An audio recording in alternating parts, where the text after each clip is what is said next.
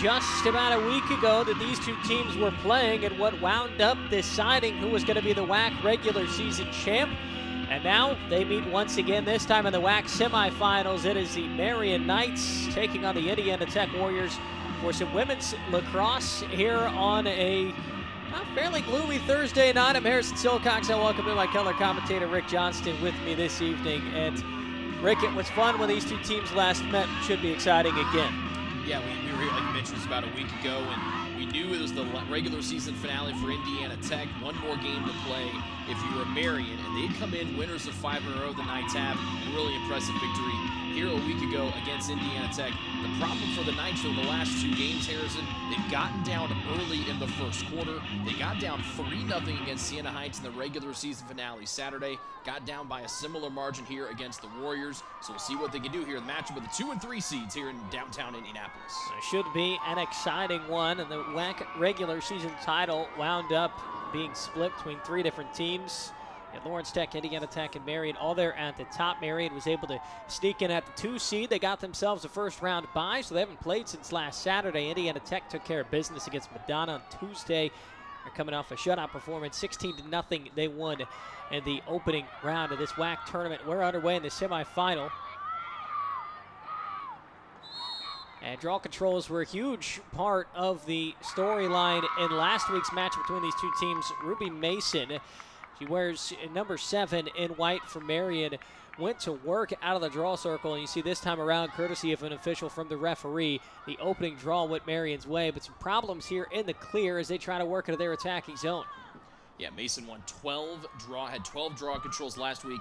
That's all over half of the draw controls that Marian had as a team. They had 19 in total, so Mason a big key here early on. And an early opportunity is cashed in on with Esbeti Montez, who gets her 3rd goal of the season to open up the scoring today. And Rick, we didn't see a goal at all in the first quarter of this matchup last week. We get one right off the bat from Marian. I want to be clear, that was Marian who didn't score a goal in the opening 15 a week ago. This time around, a different story. You like Montez there. She looked like she might have gone high to low. She keeps it high against Kat Hoff, the first team all-WHAC goalkeeper. But a big-time goal there from Esbeti Montez, and the Knights get this thing going here early. They've struggled to score first. That's what, when we talked to head coach Allie Stork-Snead, she said, we have just really struggled. It seemed we kind of come out of the gates a little bit slow. That's what happened to them, getting down 3-0 against Siena Heights last Saturday. Then all they did was score 9 in a row and shut out the Saints for the better part of 50 minutes on Saturday. So they're hoping to roll some of that momentum into this one and some fresh legs as well. We'll see how that plays an impact as this game moves on, as Dean takes a shove, loses the ball, but a whistle's going to go in favor of the Knights as they look to start play once more. It's Dean back with the ball in her stick as we wait play to get started. Rick, you mentioned Allie Stork-Snead, named the WHAC Coach of the Year. First time ever she'd been given that honor. It's the first time ever this team's gotten a regular season conference championship as well since they've been in the WHAC. So she's hoping that this roster can continue that success and possibly get to their first ever WHAC championship game with a win tonight. This is Dean with the ball. Now Grace Keat. Feet inside, not quite there. It's Hoff who comes out of her crease to clean up on the ground ball. No Lizzie Pierce tonight for Marian. She did play Saturday at Siena Heights, so no 16 in white tonight. And she was a real key figure at points there, using that 6-foot height to her advantage against Indiana Tech last week. Really was able to do a good job of patrolling the middle of the field. That's where you saw Colas there on that opportunity. We'll see if they can work it back into Colas here later in the contest. That's a charge call against Kinder, so Grace Geed with it off the quick restart, and she just loses every defender on the field. I don't know if that was some sort of lapse there for Indiana Tech, but just like that, Marian's up 2-0. Well, 24 in white's probably the very last person that you want to lose if you're defensively for Indiana Tech. Coming in 5th in the conference in points, and she goes right in there one-on-one, goes to the top shelf against Hoff, and that's 2 shots up, 2 shots in, and 2 shots period here for Marian. Ella Grace Geed getting her 36th goal of the year, now a 3-time first-team all-WHAC pick. She had 7 points last time out against Indiana Tech, so she gets a goal there. As Marian continues this impressive start, and we go back to the draw circle. So Rick, we haven't had a chance yet to touch on some of these players for Indiana Tech who could be difference makers. Michelle Farrell is one of them. She's in the draw circle at the moment. We saw her have an equipment issue last time on this field. She had a stick break, and then she didn't take as many draws as kind of what we had expected throughout the game. As you see, 6 right there come away with the ground ball. So Farrell is going to help Indiana Tech set up shop on the first possession for them offensively this evening as the sun starts to come out a little bit. Indiana Tech, they need Farrell, and it feels like, I know it's only 2 minutes in, but it feels like they really need to get a goal here. I know it's their first possession of the game, but Marian comes out of the blocks really, really strong. They're up 2-0. I think if you're the Warriors, you got to get a tally here. Yeah, a chance to settle in a little bit possibly as that pass inside is deflected. A fantastic stick by Dean to knock the ball on the turf and get the ground ball as well. But she loses it off the cradle, and here we go back and forth. Hanlon on that trail check there. That was the story in that first quarter last week when these teams met up here on this field. Marian was about a step away from getting a bunch of quality opportunities, but some trail checks and some dropped passes did the Knights in. They're much sharper here to start the ball game here tonight. Clearing is also a huge issue for Indiana Tech as we continue to talk about that matchup a little over 7 days ago as you see Whistle's going to keep it with the Warriors, but plenty of failed clears also didn't help them.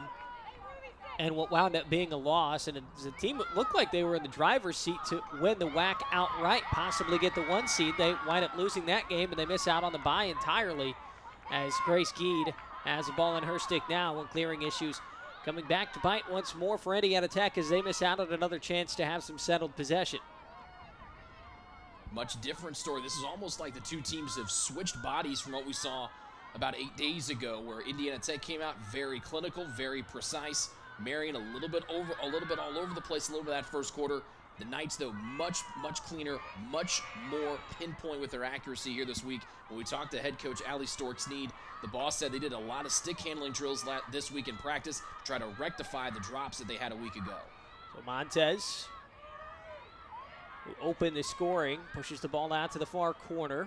Around 40 seconds left on the shot clock here with Marian already in front by 2.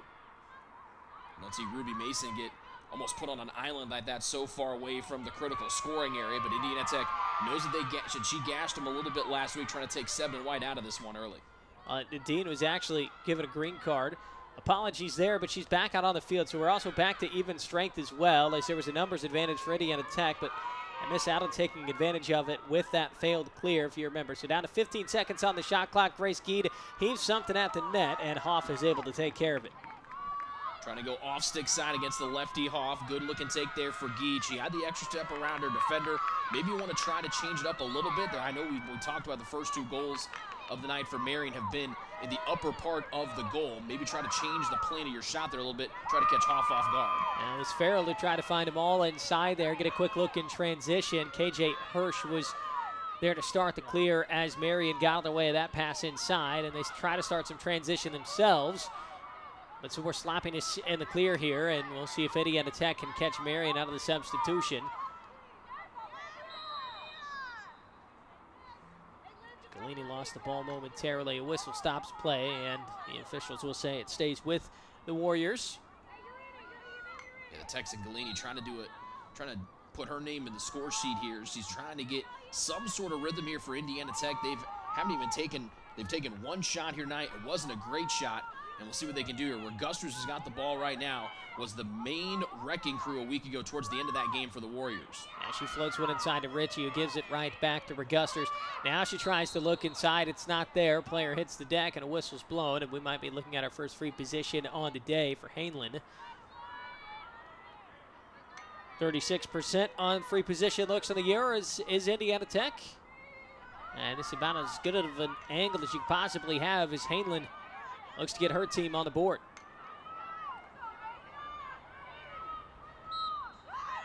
She shoots, and Hirsch put a shoulder into it, made the body save. The ground ball goes in favor of Marian as well. We'll see if the Knights can clean things up on the clear a little bit this time around. Big time save there from Hirsch, able to get that chicken wing up there and deflect it away. That could have been a big tally there for Indiana Tech, and now Marian brings it right back to the field with an opportunity to score here with Mason.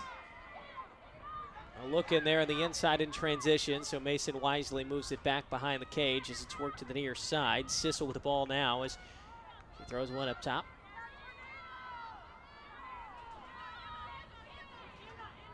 Jada Taylor backing well away as she puts a few strides into this dodge to the cage.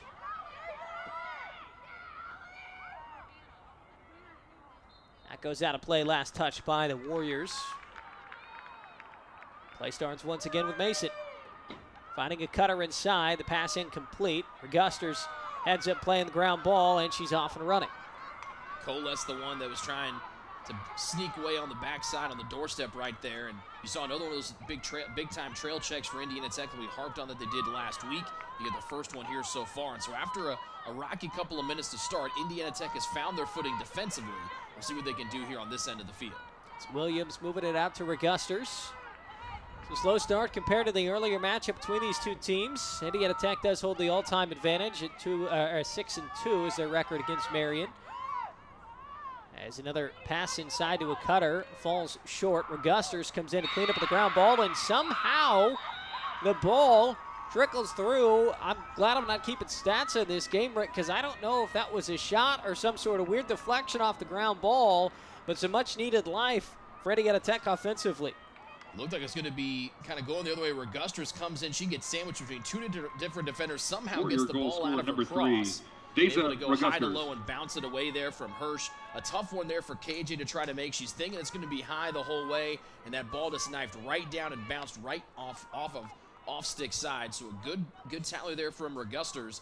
And now Indiana Tech, again, we mentioned, they'd gotten their footing defensively. It wasn't the cleanest and prettiest goal that you might have thought they might have gotten their footing offensively, but they're on the board here, and now the Warriors can breathe a little bit easier here, still with about 8 minutes left to go in the first. And the toughness of Regusters paying off there as she just came crashing in to pick up the ground ball and somehow got that shot off, and so she's credited with her first goal of the day. Indiana Tech's first goal as well to cut that Marian lead in half. Regusters now with 6 goals against Marian on the season. She had 5 in the first meeting.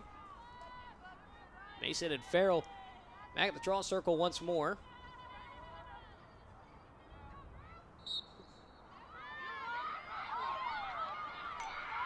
This draw control going in favor of Indiana Tech. So it's interesting, Rick, we're seeing Farrell taking more draws this time around as a feed inside to her is deflected off a stick. Regusters comes in to clean up on another ground ball.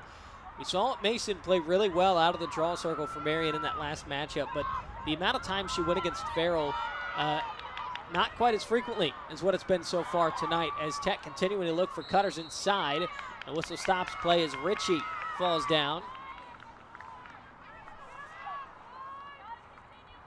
That was one of the matchups we were getting ready for. Mason v. Farrell for pretty much all of the draws, and then that vent shaft knocks Farrell out for a little bit. She's trying to get the different equipment. Whatever that backup stick was not working well for her in that game last week. Looks like she has the regular stick. Now she has a little bit of a week to kind of get used to the new shaft and got the usual head on there as well. A crease violation is how Marian is wound up with the ball as a feed in the direction of Bozeman. Goes in and out of her stick. As Hoff will patiently wait back in her crease. As Indiana Tech tries to look for some answers here in the clearing game. Little off-target pass there. That was kind of the name of the game in the first quarter for Marian in their regular season matchup. And remember, unlike the men's game where you have to a certain amount of time, you have to get it across midfield in a failure to advance. In women's lacrosse, you can take as much time as you want. So that's why you saw Hoff just sitting there waiting, biding her time with no one coming to defend her. A successful clear here for Indiana Tech as Kylie King run her guts out going from the defensive end here to the offensive end as now Indiana Tech sets things up here in the offensive end of the field. Yeah, that patience pays off. One pass, and then you let King do the rest of the work. Indiana Tech on offense. Limited time of the shot clock down to 40 seconds, but that's plenty of time for Farrell to get open in front of the crease as that shot was deflected on its way to the cage. Shot clock reset as well, so Hirsch must have gotten a piece of it. It looks like she threw another left bicep, left elbow save there. Second one of the night for Hirsch. And she's able to kind of just chip that one away. I like the positioning there for the cutter coming across for Indiana Tech. She caught it, felt the defense kind of sitting on that hip, knew she wasn't going to be able to get a shot off with her left hand, roll dodged back to her right, and had a really good look at goal. But another one that was a straight line shot. A lot of shots here in quarter number one have not changed the plane outside of the one from Regusters, and that was kind of one of those, I just got to get the ball out of my stick and try to put it on frame as best I can. I'd like to see some of the more players change that frame. Low to high, high to low, use the turf a little bit, and try to bounce it in past these two talented keepers. Jada Taylor coming up with a ground ball through traffic, and she outrun the field as well. No, she's going to get fouled. KJ Hirsch been tested a few times in this first quarter. She's answered the bell fairly well. Only one goal allowed. It was a shot through traffic from Regusters. And credit to Regusters. It was an impressive play that she was able to make. But KJ Hirsch, Defensive Player of the Week in the WHAC. 17 saves between that Indiana Tech game that we've mentioned several times already from a week ago, and then Siena Heights as well. And what wound up being a 9-3 win is the Knights are riding a 5-game winning streak. And the clear finished off once play resumes. A quick 2 opening goals from Marian. Things have slowed down a little bit now as Coles has the ball back behind the goal as it's rotated around.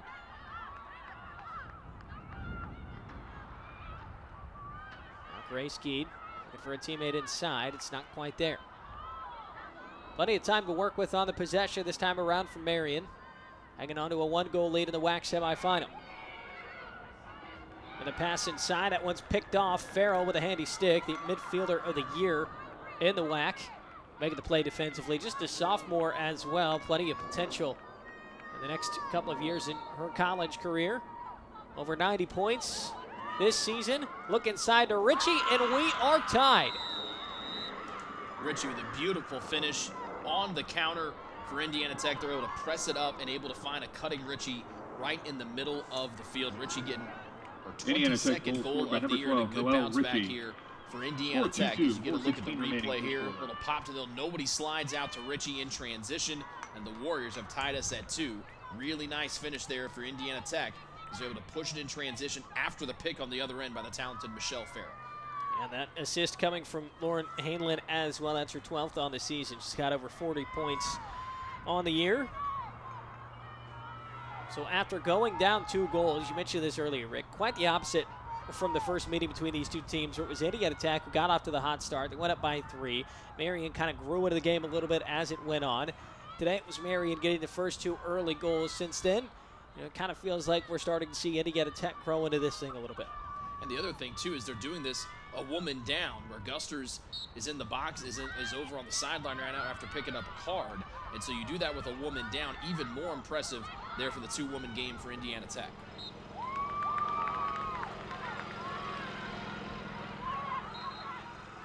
And so Regusters looks like she's getting ready to step back out on the field, as you mentioned.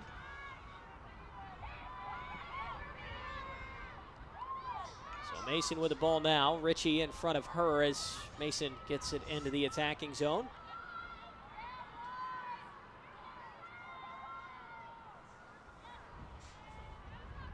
So what kind of response does Marian have after letting up a couple of goals? It was the exact start you would have wanted if you're Allie Stork-Snead from this group, and probably something they talked about all week long. As you mentioned, she mentioned to us, they've kind of been slow to start some games. So they get off to the hot start, but what do you do now that you're just about the full way through the first quarter here and you're tied? It's Mason inside, a little shovel backhanded shot, and somehow Kat Hoff was able to track it, showing off why she's first team all-conference. Talk about the pace on that backhanded heave from Mason. Just really impressive from the junior. And when we talked with Coach this week, Allie Stork-Snead mentioned they wanted to change the offensive attack, go to more to driving and attacking the goal. That was where they found their success in the second half of last week against Indiana Tech. So they're doing a little bit more of it here in the first, but it's cooled off here as Indiana Tech has weathered the storm. They're able to get Regusters back onto the field here. Farrell, though, has played some really good defense the last couple of possessions. Yeah, she's been all over the field, and if you're familiar with this Indiana Tech team at all, Farrell and Regusters, they don't spend a lot of time on the bench. They're very much two-way players. So their impact is felt on both ends of the field. And so far today, as you mentioned, Farrell, when you look at her statistically, what stands out is what's in the points column, the goals column, the assist column. But it's what she's able to do in other areas as well. Like you talk about defensively, Rick, that can make Indiana Tech such a tough matchup. She kind of grew into last week's game as well. It was a bit slow in the first half and then really picked things up in the second half. But that possession coming up empty for Indiana Tech this time around as Mason has the ball in her stick. Grace Gein cutting from around the crease. She's got a pair. Easy work. The 2 high school teammates at Bishop Chatard here in Indianapolis. How many times have Has Geed found Mason or Mason found Geed? Here it's Mason to Geed, and a wonderful cut from Ella Grace Geed coming around X. Watch her sneak right here. There's a miscommunication with the Indiana Tech defense. You got folks that are pointing, saying somebody's Emma Kinder's trying to point out where Grace Geed is, and if you're pointing at 24 in white, the ball's going to get in the back of the net before you know it, and that's what happened right there. That's the second time, Rick, that we've seen some sort of defensive lapse from Indiana Tech regarding Grace Geed, and that is the last player that you want to not know where she is on the field defensively. 3 times in a row, Grace Geed, every year she's been in college, she has been a first-team all-WHAC selection. And so if you're going to find anybody, you want to do what Siena Heights tried to do last week, and they were pretty successful at it. They put her on an island. They walled her off from everybody else. She still was able to find a way to get 3 assists, but had no goals. If you're Indiana Tech, you have got to try to slow down Ella Grace Geed, because if not, the Knights will keep feeding her and her early and often here tonight. Golnish has the ball in and out of her stick as Richie's able to get it back after her pass was deflected, which is how Marian had the ball momentarily to begin with. Now McCray trying to work that near sideline. And weaving through some traffic as well. Good work by McCray to finish off the clear. Not the smoothest transition from the draw control to possession and losing the ball and getting it back, but Rick, Indiana Tech setting up shop. McCray was really good in that aspect a week ago, trying to get the ball from the defensive end to the offensive end relatively quickly. Now a quick start here with Farrell. Oh! No angle, and somehow she finishes. And just when it looked like the possession was going to come up empty, it's Farrell who forces a turnover, grabs the ground ball, and does it herself. Quick restart, avoids the over-the-head check, and then goes one-on-one here with Anna Moore. Step in, and she just goes to that far post, able to tightrope the crease as well. Tip of the cap to Michelle Farrell on a highlight reel tally. But we're back tied again for the second time there, and you're seeing why Farrell was named the midfielder of the year out of the WHAC. Came out of this one with 94 points on the season. 4th in the nation, 39 assists, 5th in the nation. So not only is she one of the best players you're going to find out of the WHAC, she's one of the best players you're going to find at this level of college lacrosse in the NAIA. An absolute budding superstar. Had a hat trick in the 3rd quarter alone of that romp over Madonna on Tuesday, and she gets the draw control here. 1 minute remaining, first quarter. Farrell starting to take charge in this game a little bit. Early offense once again for Indiana Tech. Marian's there to close up any opportunity to get a shot off on Cage. This is Williams. She floats it out to Regusters. Good job, Kylie King, to catch the ball in traffic and not get swallowed up by the Marian defense. Pass goes down along goal line extended. We're at 40 seconds left to play in the quarter. Ball's back out. This time it's picked up by the Knights. Down on the turf again. And we have a stoppage in play. Marian will wind up getting it off the restart. This is Mason back with the ball in her stick. 25 seconds left. You don't have to push the ball at an incredible breakneck speed. Mason gets her hands free, the bouncer goes. I was going to follow that by saying, unless you want to, and obviously Ruben Mason wanted to. So Mason showing off a bit of the speed and kind of took the words out of your mouth a little bit, Rick. If the opportunity's there, take it, she took it. Yeah, she said, hey, dummy, how about I just go here? And she changed the plane, went off stick side on Hoff. Really nice job there by Mason, picking up right where she left off. She really enjoys playing Indiana Tech after the game last week. She does. I mean, she's filling up the stat sheet kind of everywhere she goes. She's got over 50 draw controls on the season, 3 goals and 2 assists last time out against Indiana Tech. And she continues to build on what's been an impressive junior year. Last couple of goals, we saw Farrell score one for Indiana Tech. Ruby Mason obviously getting the one most recently from Marian. And both these players headed straight back to work out of the draw circle.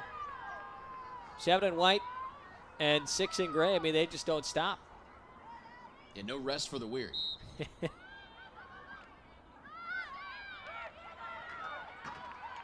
so the ground ball picked up this time around by Marian. So that time Mason getting the better of Farrell as far as where that ball was going out of the draw. Good box out from Searcy. Pick up the ground ball. That ends the quarter. And it's been a fun one so far, Rick. Did not go anywhere.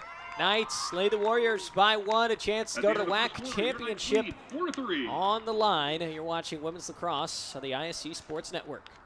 Marian University is like a home to me. Campus is where I made friends that I know will last a lifetime. Academics, sports, or arts, Marian's got something for you. Plus, downtown Indy is just 10 minutes away from campus. I'm a huge sports fan. Living in Indy, I've got the Knights, the Colts, and the Pacers. Applying was so fast and easy. I went to Marian for the education, but what I took away was the experience. Marian University offers an exceptional education and an unforgettable experience. Apply today for full scholarship consideration at marian.edu. At Indiana Members Credit Union, we're invested in more than just your finances.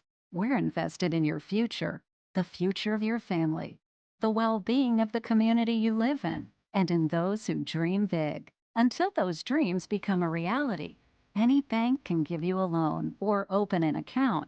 At IMCU, we care about more than just dollars and cents. We care about doing things that make sense. And investing in you makes good sense to us. Some say you have to choose between reaching for... Welcome back to Marian University, where the Knights lead 4-3 over Indiana Tech on the ISC Sports Network. Want to remind you, when it rains, it pours, so trust to the pros of AAA Roofing. That's who we call. Special thanks to AAA Roofing for their support of Marian Athletics. So grab a Pepsi and some friends and get in the game. Pepsi, proud partner of the Marian University Knights. And thank you to BSN, the preferred provider of apparel for Marian Knight Athletics. And also, Indiana Members Credit Union is proud to support Marian University and now offers a Marian University Knights debit card. The card is included when you open a free IMCU checking account. Get your Marian University Knights debit card today and show your support. Visit any IMCU branch or sign up online now at imcu.com. We once again welcome you back into the broadcast. The beautiful skyline of downtown Indianapolis is what you're looking at. What you're hearing is the voice of Harrison Silcox. You're about to hear the voice of Rick Johnston. How would you sum up that first quarter? If you're the Knights, you like it because you had your two top dogs come through and score and help and get 3 or 4 goals for you with Mason and Grace Geed, and they've also assisted on a couple of tallies as well. So you've got the two big guns for the Knights in and locked in here early. Took them a little bit while, particularly Geed a week ago to get going. Also, you like the bounce back. They scored the first 2 goals of the game. That was something they harped on in practice this week, particularly after falling behind 3-0 Saturday in the regular season finale to Siena Heights. They called a timeout. They kind of looked at each other, had to come to Jesus moment, and then they shut out Siena Heights for the last 50 minutes of the contest and scored 9 goals to win 9-3. Not to mention, after that, they did get a little bit extra rest compared to Indiana Tech, getting that bye to just start playing the WHAC tournament in the semifinal. Indiana Tech having to, they took care of business against Madonna, but, we'll see how it plays out as far as, who's got the fresh legs and who doesn't. Right now, though, Marian up by 1. They're getting the draw control to open the second quarter. As Talia Newell into the attacking zone. It's Marian with the first possession here in the second frame.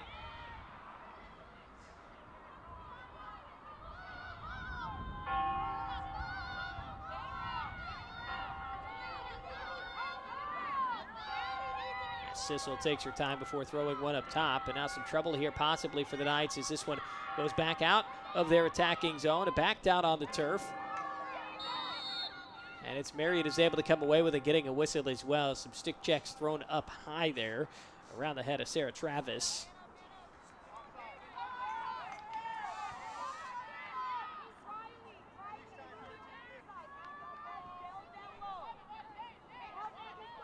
As we wait for play to get started again, we do have a green card. I believe that was shown for Brooke Mall. So it's going to be a 1-minute player-up opportunity here for Marian. And a chance to match their largest lead of the game at 2 goals. As Taylor momentarily had the ball in her stick. Now she has to fight to get it back and then will lose it. And we've seen that before the first quarter where Marian unable to take advantage of going a player up as you see the speed of her gusters across midfield.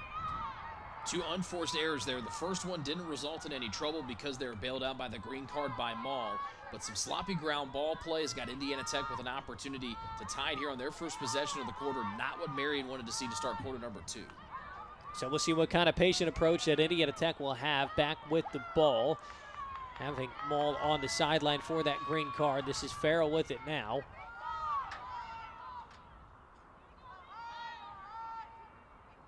Williams. She'll go right back to Farrell. So predictably patient here on this possession. And now back to even strength. So how quickly does Indiana Tech want to attack offensively? Now Ritchie finding Farrell. No angle there for a shot. So the lefty goes back behind the goal. Some early slides there to Farrell, even though she's behind the goal in X. They want to try to have her give it up as much as she can. And she gets a step, but Hirsch is able to get the stop. So late shot clock offense. Hirsch is there, your last line of defense to keep the score line what it is. Just under 13 minutes left to play in the second quarter. And it's Marian looking for a transition opportunity. It's 4-on-3 as Colas floats it out to the far corner. And now arriving late for the shot and a goal. It's Talia Newell getting her first on the day, and it's back to a 2-goal lead for Marian. Another cutter coming right down the middle. Mason able to find another one of her teammates. This time it's Newell. And a really good job Marian here today. goal, number Lefty 15, Talia Newell. Newell, another one, similar to what we saw from Montez to start the game off, where Marian's off-ball cuts, they find the open space in the middle of that man-to-man defense for Indiana Tech, and they've come right down Main Street 2 or 3 times here tonight for the Knights. If you're on the other side for Indiana Tech and head coach Alexis Di Giovanni, you cannot be happy with the wide open spaces that your opponents are coming right down to go 1v1 against Hoff. And Marian is doing a fantastic job of taking advantage, as you're mentioning, how they're finding those scoring opportunities, Rick. So 5-3, it's back to a 2-goal advantage for the home side, and the higher seed as well, looking to make it to the WHAC championship for the first time ever against a team who's won a couple of WHAC tournaments in their time in the Wolverine Hoosier Athletic Conference.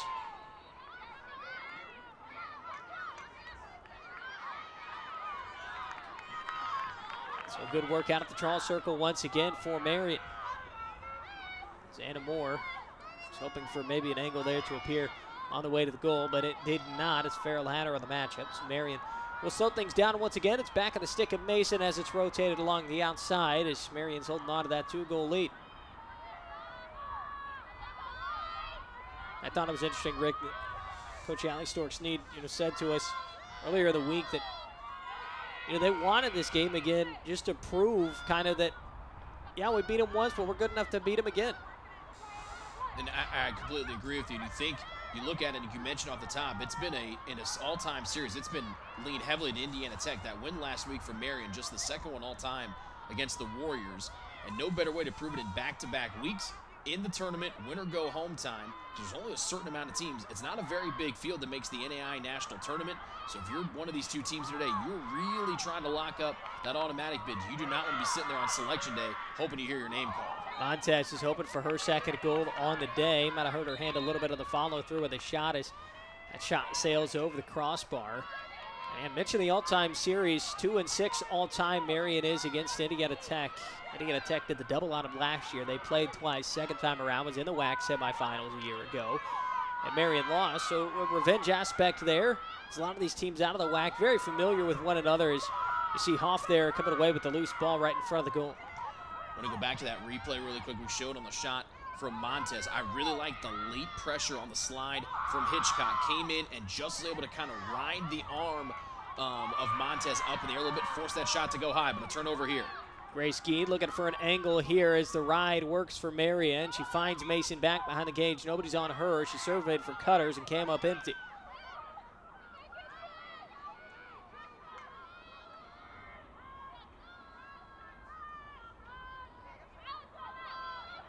Moore will now take her time as she rotates around to Dean.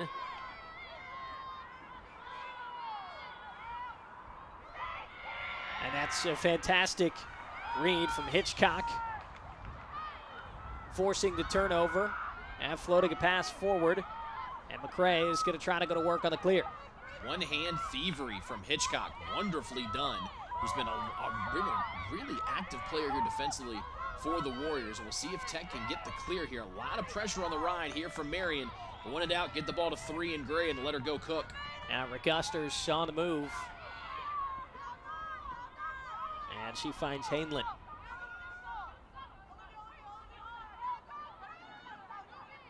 Regusters, she has a goal in this one, Rick. Not quite, I think, as far as, controlling the outcome of game. She hasn't quite shown off as much as she did at that first meeting. When you can see she's on the left side of your screen, they're right about the 15-yard line. She's got some wrap around that right thigh. I'm wondering if that's kind of hampering her a little bit, just in maybe the side-to-side cutting. We've seen the straightforward speed on clears has not been deterred too much, but I wonder if that left to right has been deterred a little bit. Second free position look at the game here, and Indiana Tech does cash in. Kylie King getting a goal to make it 5-4. Free positions, not a lot of success for Marian on the last time out, but if you're Indiana Tech, you've got to take the opportunities when you get them and to cash in here on the free position. And again, the good thing for Indiana Tech, yes, you're down, but they've done a really good job of staying within contact of Marian and not letting them get that lead north of 3 or 4 goals where it can feel like, oh man, we got a lot to get going here. You got a lot of firepower between Regusters, Farrell, like we just saw with King. So you've got some folks that can kind of start making impact as you can kind of stay in that contact. Tip of the cap to King Valley, first free position goal of the year for her. Yeah, now they're one of these teams really super strong when it comes to looks along the free position. They're both south of 40% on the season. But King, it's highly opportunity to get that first free position goal on the year to bring Indiana Tech back within 1. It's been a closely contested game since the start, and a whole lot of lacrosse left as well as Regusters comes in to pick up the ground ball. And with a head of steam, straight to the cage, and it's a tight ball game as Regusters has a pair of goals, and we're knotted at 5. My goodness, Regusters. I'd asked if her left or right was kind of hampered by that tape on the right thigh. Well, we mentioned the straight line speed, no problem. A little shimmy right there to get the extra space. She runs through almost the entire Marian defense. Wonderful face dodge there with the 2 defenders coming from her right side, able to go high and low on Hirsch. And Regusters, who has not taken a draw today, I think that might have caught Marian off guard a little bit. They're expecting her to take the majority of the draws like she did last week. It's back to what we thought it was going to be in the first matchup, a lot of Farrell versus Mason. So we'll see if Marian can kind of adjust here to try to go against the different styles that Farrell and Regustus have in the draw circle. And Regusters, that goal there is a perfect profile, so to speak, of what she can bring to the table for your team offensively. As we had a call after the goal as well. So Indiana Tech is going to start with the ball here, and Farrell, who's been all over this game, moves right over to Regusters, and arguably the 2 most impactful players on this roster along the entire length of the field is Regusters finding an open Halen, but that ball just went over her stick and out of play. A fortunate break there from Marian, as it winds up being a turnover and what looked like was going to be a fantastic shooting opportunity for Lauren Hainland to get her first goal of the day. The call on the field after the end of that goal there from Regusters was the yellow card on Searcy. So Marian not out of the woods just yet. And Hainland winds up getting that opportunity anyways as Hirsch's pass was intercepted. Hainland, the beneficiary, as she was wide open in front of the crease. And for the first time today, Indiana Tech leads.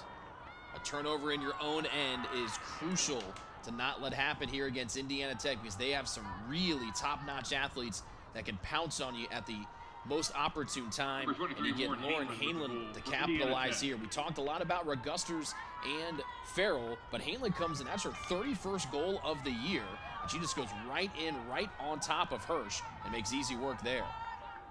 Hainland continuing to build on a productive sophomore year as you got young talent across the board in both of these teams. 7 first-team all-conference players just on Indiana Tech's roster alone, and they didn't even earn themselves a bye here in the WHAC tournament. This ground ball batted around a bit, and who else but Regusters to come away with it? She's come alive here in the second quarter, Rick. She hasn't taken many draws, but she's been able to get her feet underneath of her. Now Indiana Tech playing with a lot of momentum here. If you're Marian, you have got to try to get a one and done if you're going to let a shot get away, or better yet, get a turnover here. I like how Marian's pressing out a little bit here on their zone defense, kind of changing up a little bit than what they normally do here against Indiana Tech tonight. Hainland, the most recent goal scorer with the ball now, facing some of that pressure, as you mentioned, Rick, and she finds Regusters. Center minute left to go on the shot clock here. Indiana Tech riding a 3-goal run. Jada Taylor trying to come away with the ground ball here, and she's off and running the other direction, trying to provide some possible momentum for Marian to end that goal-scoring run for Indiana Tech. Taylor in transition. No look there on the shot, but she's going to draw a free position look. It'll be the first of the night for Marian. We talked about the speed from Regusters. Well, Taylor is the speedster for Marian, and she did a really good job getting into the critical scoring area, forcing that slide. She had a player open to her left. We'll see if she can capitalize here on the free position. Sticks in her right hand, and she fires the bounce shot. Hoff making the save, and the ground ball into the stick of Hitchcock. And then Sincere McCray working right to left.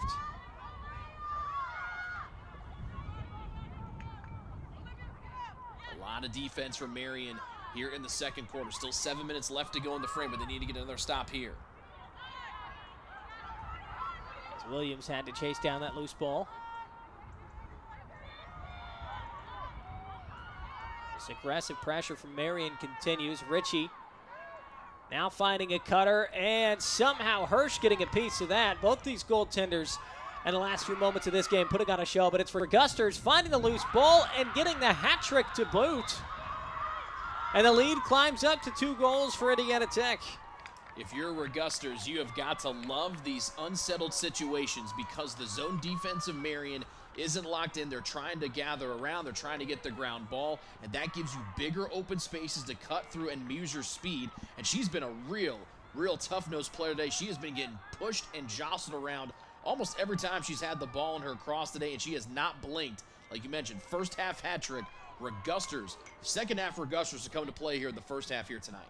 And when we talked with Allie Storks-Needham, she talked about Regusters as a player who sometimes can kind of try to put the team on her back a little bit and just really put her head down and go to work. And I think that's what we're seeing here in the second quarter as she has sparked some serious life into this Warriors offense. Really nice job from her, and it's been impressive to watch her both last week and this week. Again, 37 points on the year, first team All-Pick, showing why she was an All-American last year. We talk about the value in two-way players as well, the way she's been able to chase down ground balls, especially after these draw controls, but this time it's Ruby Mason getting the better of this draw. And we'll see if Marian can get one back here on the scoreboard. It's Mason trying to look inside, nothing's there. Good job by Mason. She split the 2 defenders on that near sideline, took the extra step here. Now Marian starting to find their footing, down by 2. But I like how they're playing in the transition game here in the last couple of minutes here offensively, making Indiana Tech try to play on that 4-on-3 kind of breakout, fast break situations. There's 1 goal for the Knights here in the second with just under 6 minutes until we hit the halftime break. As Dean rolls back to her left. Good switch defensively from Indiana Tech as the ball gets rotated back behind the goal.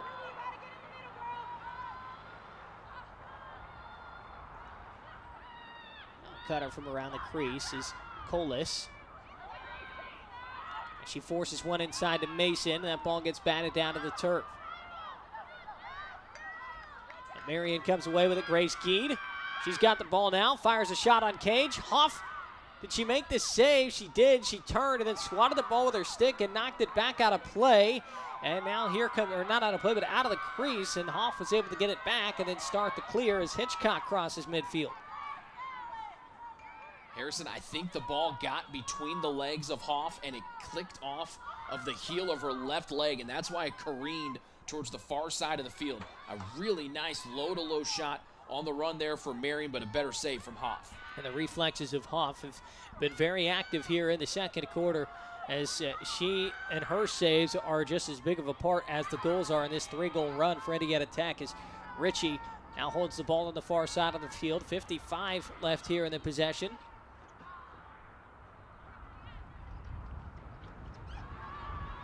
Now Ritchie open off the cut, and it's another massive save, this one from Hirsch. That, her last 3 saves have been her best one of the night. She keeps one-upping herself every time. Really good job to see where the cross was for the cunning Indiana Tech player and matching and mirroring where that player was going to go. It's one of the best attributes from her head coach, Allie Storks, that she can play on her keeper, Hirsch. And Storks should know a little bit of that. She was a former goalie during her college days. She's got the IQ of the position, and right now, a nifty little ground ball to keep the clear alive for Marian as they get it back on offense. Grace Geed, though, losing the ball on the pass here on the far side of the field. But her experience paying off there, calmly collects the ground ball. 3:45 left to go in the second quarter, where Marian's only had a goal. They trailed by 2. That's Indiana Tech. It's actually in the midst of a 4-goal run. As Montez, who opened the scoring, which is her 3rd goal on the season, has the ball now as Marian's looking for some answers offensively. You know, Harrison, we talked about trying to find your footing back in that first quarter. Well, Indiana Tech has done that. They've been really strong here in the second. But with 3:20 left and the type of draws that you can get out of Ruby Mason, you've got a really good chance if you're Marian to get this thing tied up before halftime here, even though you're down by a deuce. This is Moore, who's shut off as she tried to look for some space, and now she finds Dean. Now to 5 seconds left to get a shot off. Dean winds up losing the ball as she tries to roll her way to the cage, but will earn a free position look out of it. I like the pirouetting there from the sophomore Dean. Able to keep that cross high, trying to find her way through that Indiana Tech defense, and it's hard. The Warriors play a strong, aggressive man-to-man that sinks in inside the 8-meter line. We'll see if Dean elects to shoot out of the free position look. It goes wide, and Hoff might have gotten a piece of it. Our official says no, and that's going to be the end of that possession as the shot clock dwindled down to 0. Indiana Tech now trying to finish off the clear as they get it across midfield. This is Williams with the ball, and the clearing game, Rick, I feel like has cleaned up a little bit here in the second quarter as well for Indiana Tech. You're exactly right. Last week and in that first quarter, Indiana Tech just really struggled at times to get the ball across midfield. Here, there, just clicking on all cylinders, particularly with Farrell on a real hot streak here as of late. Now Regusters leading all goal scorers with 3.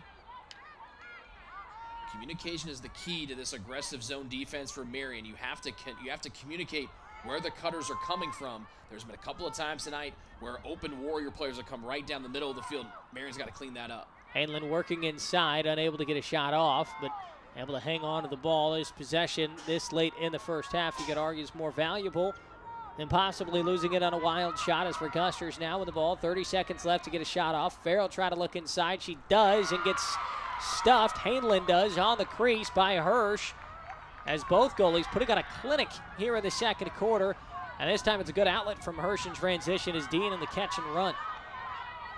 Big time saves like that can be momentum turners. Can Marian cash in here on an odd woman situation? And we get a stoppage in play as Kolish was down on the crease, and we're looking at a free position look here, and a yellow card is out as well as you had a stick check up in the head neck area that was thrown out. I believe that's Emma Kinder who's going to have to step out of this one. You can see it right there on the pass. A good slide came over there from Sincere McRae. Yellow card assist to number 8, Emma We'll see if Kinder. Marian can cash in on a free position shot here. Dean missed the target last time for the 8-meter fan.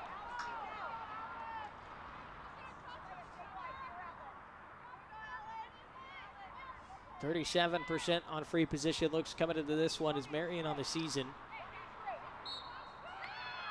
Dean elects not to shoot. She'll find a cutter out of it. Kolish down on the crease, unable to get the shot off, but will draw another free position look and another yellow card as well. So 2 players down is going to be Indiana Tech. And it's a couple dangerous stick checks thrown out from a couple of Warriors, making this a tougher task defensively. As Lexi Galini will now take a seat on the sideline. I like that play on the 8-meter, knowing with traffic in front, you can get another 8-meter shot there with a card, and that's exactly what Marian was able to do. So here's Kolish. She stares down Kat Hoff from the near side. Passing out of it, trying to find Taylor, could not. Ball trickles through to Grace Geed, and she will draw a free position look.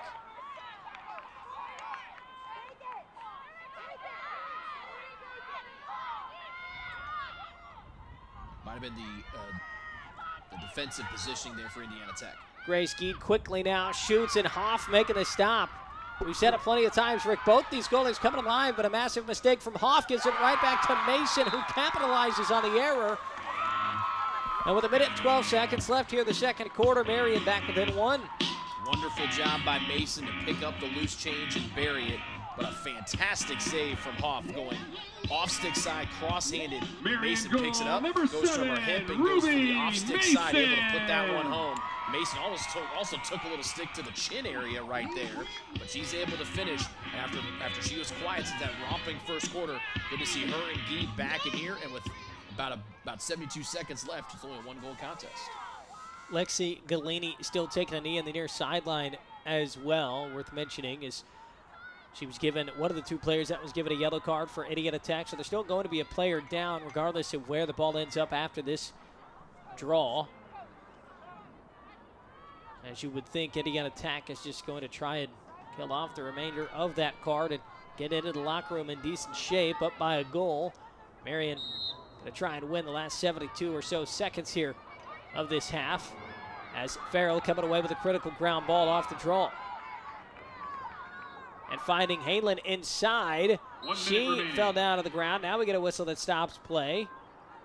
Probably a free position look as well. Will the referee take the card out of his pocket? I believe he will. It looks like it's going to go on Haley Irvin as she's jogging off to the sideline. Big time contact. They're coming through. You're going to see it right here. Cutting through the middle of the field, and the goggles go flying there as Hainland was one cutting across the middle of the field. So a dangerous play there. Still, you have Galini over there in the box, so 6-on-6 here. Hainland, the toughness paying off. She gets a good look here from the 8-meter fan. And she also draws one of those yellow cards, so a chance to increase the lead back to 2 goals here for Hainland. And it's Hirsch making the stop. KJ Hirsch having a fantastic second quarter. As a couple of players come crashing together on that far sideline. The ball went out of play, and it's going to be Indiana Tech possession after the call. But too quick on the restart. The official wasn't quite ready to get things going. Ritchie was trying to find Williams for a good look on a shot. Instead, it wasn't there. 45 seconds left to play in the first half, though. As this pass inside to Maul went back down on the ground, and now it's on the far side with Farrell. And it's another free position look. So a lot of whistles here late in the first half, Rick. I liked the play there for Dean. She stepped in, was able to take away the cutter coming across the middle. That's something we had talked about earlier that Marian had to clean up. But a tough one here. Farrell taking the free position far side. Not the player you want in these kind of situations if you're defending Indiana Tech, and Farrell shows you exactly why. And it's a strong end here to the first half, Rick, as Indiana Tech goes on a 4-goal run to take a 2-goal lead. Just when it looked like Marian might get some momentum, Farrell puts the Warriors back in front by 2. Like you mentioned, the last person that you want to see take that free position is Farrell, the natural lefty. She goes 5-hole, it looks like there on Hirsch. But Farrell to that left hand on the far side of the field. That gives her the open space and the most goal to shoot at. And the sophomore out of New Zealand is one talented young lady, even more so when you let her get to that dominant hand. Yeah, her and Reguster's just been all over the field, which is kind of the scout on this team. There's 2 players. If you had a heat map, I think the entire thing would be red because they just run all over the dimensions of the field from every sideline, every corner of it. And Farrell that time around earning a look at a free position and taking advantage as Indiana Tech working some good momentum heading into the halftime locker room. We'll see if either team can get another decent look on cage with 34 seconds left to play here in the second quarter. As a couple of bodies collide in there with the ground ball. It's going to be a call against the Knights. Farrell off the restart, working around 3 different Knights to pass it into the attacking zone to Maul. And so here's Hainland. About 15 seconds to work with now. And the stick of Farrell. And she forces one inside. The look not quite there. Ritchie nearly had the loose change in front to get a shot off. Could not. Timer's winding down here in the second quarter. Shot heaved on cage from distance from Farrell. Hirsch cleans it up. And Marian with some work to do. Down by 10 in the WHAC semifinal. Heading into the halftime locker room. We'll break down what happened in the first 2 quarters in just a moment. Do not go anywhere. You're watching the WHAC Women's Lacrosse Tournament on ISC Sports Network. Some say you have to choose between reaching for Mars or harnessing more energy from a star. Going faster than the speed of sound versus bringing clean water from out of the ground. We say, why not both? The choice then is Marian University's Whitaker School of Engineering. Discover success with purpose. Learn more at marian.edu/engineering.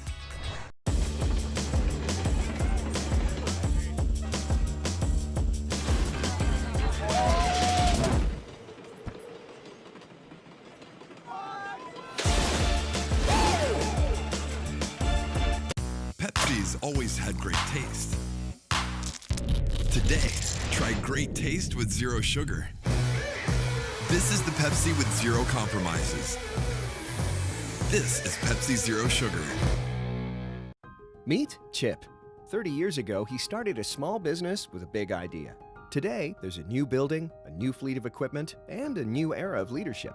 But we know Chip, and at Indiana Members Credit Union, we know he plans to keep growing, building business with the next generation. IMCU is here to help with secure and simple account management tools and commercial financing to grow business.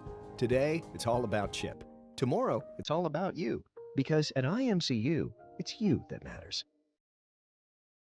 At the half, it is Marian trailing by 2 goals to Indiana Tech, 8-6. Your score. You've been watching from across the IC Sports Network. This are at halftime. Our broadcast brought to you by Tom O'Brien, Chrysler, Jeep, Dodge, Ram. Saving money support to you. Visit Tom O'Brien, Chrysler, Jeep, Dodge, Ram, but proud sponsor of Marian Athletics. Tom O'Brien said he's a preferred Jeep dealer with 2 locations.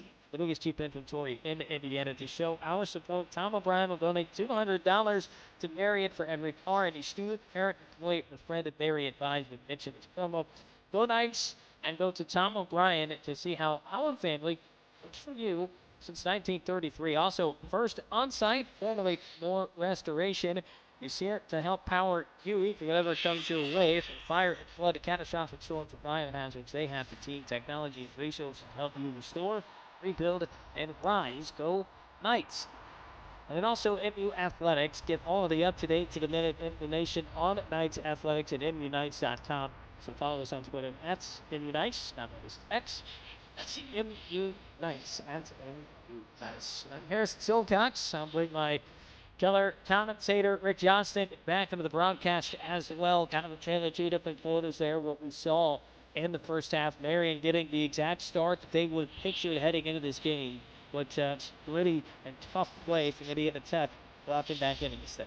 Yeah, 5-2 advantage in goals in that second quarter for Indiana Tech. And the big thing is Marian scored that most goals in the second quarter. We go up 5-3. You got a breathing now. Then it was like 4-0 spurt for Indiana Tech. And they scored all 4 of those goals here. So they about less than 3 minutes time.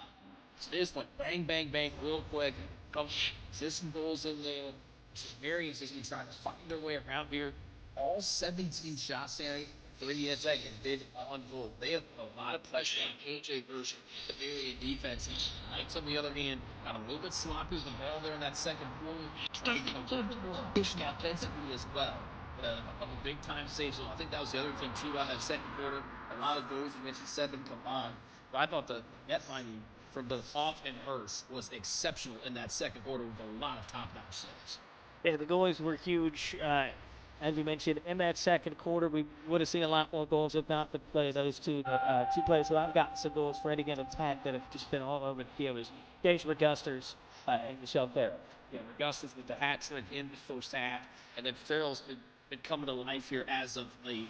She had the stick issue with a bent shaft in the matchup last week. Kind of slowed him down a little bit there, and then Regusters, remember, was the one that really was carrying Indiana Tech to the finish line and made that game a little bit closer, only a 2-goal differential, but 2 goals and an assist for Farrell, and she's done a really good job on the draw controls today. As that category leaning in Indiana Tech's favor after Ruby Mason and Marian dominated that. Indiana Tech winning draws and at the moment winning the game up by 2 at the break 8-6. Watching women's lacrosse on the IC Sports Network. Some say you have to choose between reaching for Mars or harnessing more energy from a star. Going faster than the speed of sound versus bringing clean water from out of the ground. We say, why not both? The choice then is Marian University's Whitaker School of Engineering. Discover success with purpose. Learn more at marian.edu/engineering. Still waiting? You could have been seen by an orthopedic specialist at Ortho Indy Urgent Care. Avoid the wait, cost, and drama of the ER. Ortho Indy Urgent Care. Orthopedic care without the drama. Find a location near you. Still waiting?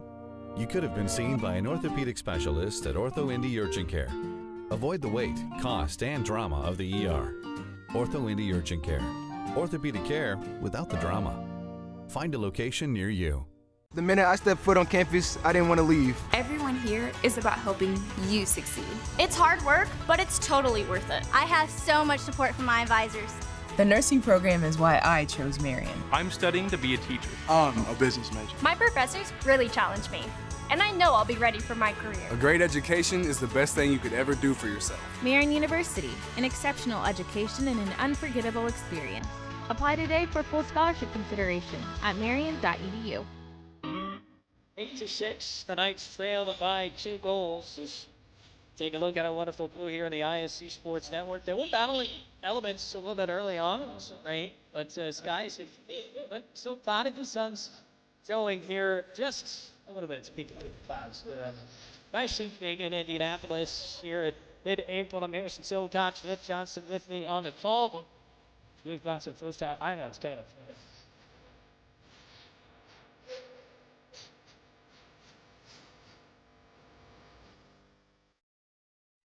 Things started. Andre got the first goal of the game. Nice deep in the second. Understand there for Marian. This is the more toughest season of year. Battling a lot, getting bumped around, and taken down the turf a lot. A couple of times they left race. They had Ella Grace be open. Farrell able to walk a tight head there. Mason's had a couple of tallies. But you see a lot more goals here for the Warriors. They dominated that second goal. Augusta hit the hat trick. It's going to be Augusta. Evans played really well here. Harrison the first half put the body shot on her. She's just able to ease her way through like this goal right here. B will dodge, will hesitate. I get knocked on the head. I still score. She ran about 50 yards, taking the ground ball and going forward. She's such a tough player to stop, but she gets to fix so much. She's been a couple of times tonight. So I like the way that Marian's made typical for Augusta. She's been able to get that first half hat. I feel like the big difference maker so far in this game, we're going to kind of highlight one stretch. Kind of mentioned it before we went to break there. They really got kind of done. Then they got a 10-1 down in the second quarter. Yeah, the amount that they did it, they flipped a 2-goal deficit into a 2-goal lead. They did it with such quick success and late. You're like, what, wasn't this good? Some things happen so fast, that's because it happened less than 6 minutes, about 2 minutes. All the dot. They did it so quick, and they did it in a variety of different ways. They just kind of looked up and like, well, what happened? So it's a very lot happened to get back. I think it's the same. Shots a little bit. Now there were some wonderful saves that Hoff made, but I think you've got to try to change the plan on those shots a bit, do a little bit high to low, and try to bounce it a little bit. You're playing on an artificial turf surface. You can get a really nice bounce on it here, and that can help you as well, particularly going against a lefty goalie. Even though you saw her a week ago, that's such a rarity to put to the cross no matter the weather. So trying to shoot the ball to now off stick side, which side usually avoid against the right. I think if you bounce it, it can kind of help you a little bit, because sometimes it can hit one of those little rubber pellets on a little blade of the artificial grass. Kind of bounce anywhere you usually help yourself out and change those plays. We'll see if Marian will be able to do just that. They trailed by 2 in the WHAC semifinals. Winner advances to the championship. So Marian's never done since they've been a part of this conference. It's going to take another comeback against the Warriors in order to do that. Second half next on the ISC Sports Network. This is the Pepsi for America's best barbecue. Worthy of 100-mile detours and 1,000 likes. Looks good. This is the Pepsi for mopping, dipping, and dousing. Whatever you're craving, this is the Pepsi for you. This is the Pepsi for serious fans.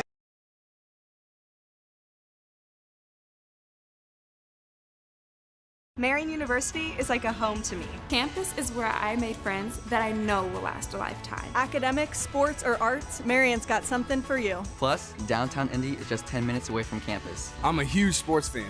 Living in Indy, I've got the Knights, the Colts, and the Pacers. Applying was so fast and easy. I went to Marian for the education, but what I took away was the experience. Marian University offers an exceptional education and an unforgettable experience. Apply today for full scholarship consideration at marian.edu.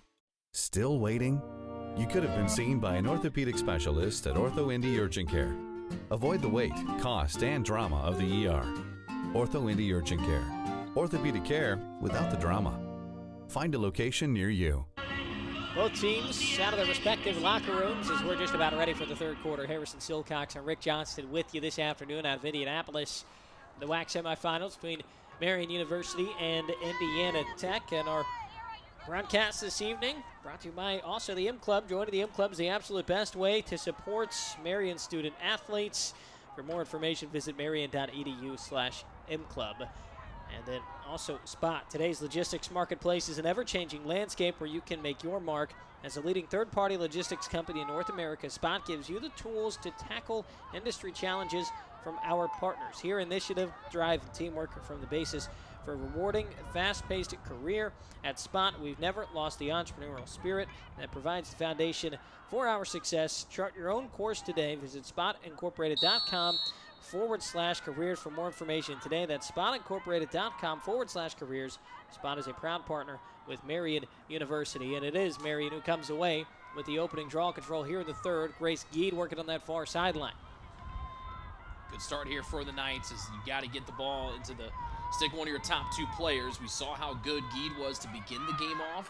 Good job for Indiana Tech to kind of make her a non-factor in that second quarter. Remember last Saturday when she played against Siena Heights and Marian, they locked her off, and they were more than fine to play 6-on-6 to make her a distributor. It was the first time that anyone's really been able to do a good enough job of locking off on Geed. Indiana Tech, those use that tight man-to-man. No need to lock her off, but now you got Farrell defending her up top.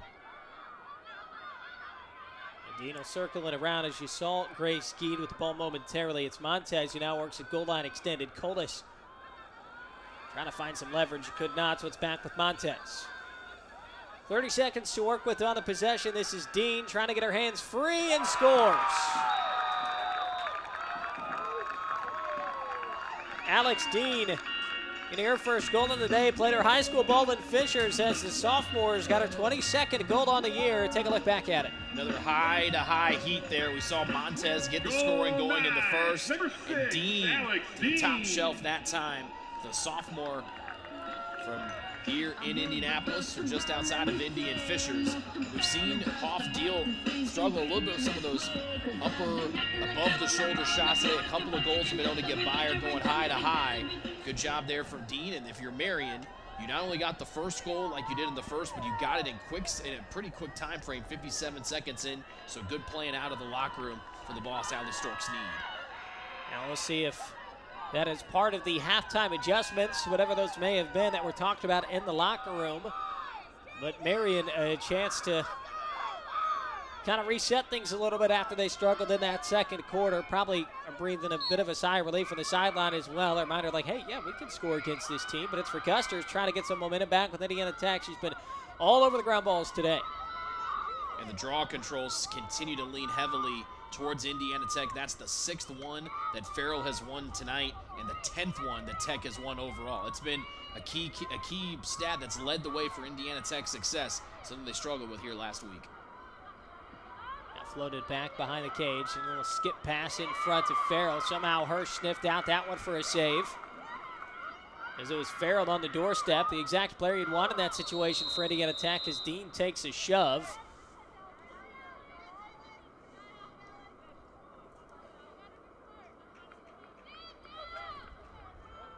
And it's going to be a green card that is shown from the official on the push, courtesy of Emma Kinder. So 1 minute player up opportunity coming up here for Marian. Another high-level save there, and Hirsch has done a really good job. We mentioned it once in the second half, and she did the same thing here. She mirrored the stick of the offensive player from Indiana Tech, stonewalled her on the high to high. Just like we said at halftime for Marian, if you're Tech, you got to try to change it up a little bit because Hurst for Marian and Hoff for Indiana Tech are too good of goalies unless you're trying to rip that heat like Dean did if you got to change the plane on your shots. Mason hanging out at the far side. Player advantage still as it nearly pays off as Colas got open right on the doorstep. Hoff going well out of her crease to pick up the ground ball. Now she's going to face some pressure and have to work her way out of it. Grace Geed following her as back to safety goes Hoff into her crease. Now McRae got open on the far side of the field. Tight quarters pass. Colas knew she wasn't going to have time to catch and cradle and try to get it. She tried just to catch it out of the air. Not even catch it. Almost tried to bat it out of the air and just missed it by a hair. But another tight pass that Marian was able to thread their way through out front, but they couldn't get one on Hoff to try to challenge her and tie her up. And Williams finding Regusters. Montez came out to match up with her as it goes back to Williams. And now with Ritchie. Very early moments here in the second half. Marian so far getting the better of Indiana Tech by a goal here in the third quarter, but they trail by 1. As the skip pass goes up top to Williams. Patience here from Indiana Tech with Ritchie now on the far side. 30 seconds to work with on the possession. Seeing some pressure thrown on here from Marian as Montez coming out to try and match feet with Regusters. Back out to Ritchie. 15 left on the possession. Now Williams rolls away from the pressure, down to 10 seconds.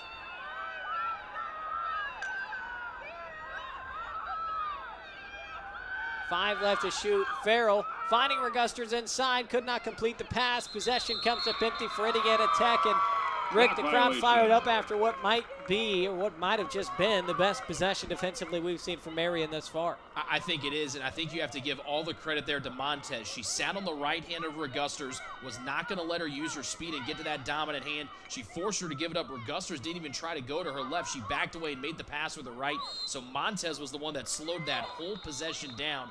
Really, really nice job by Montez, but now a violation here against Marian. Marian will give it right back to Indiana Tech after they did all that great work defensively. Yeah, frustrating there as Olivia Dean was ready to be off into the races. Is 12 in white, the newcomer of the year. And the WHAC, also defensive player of the year.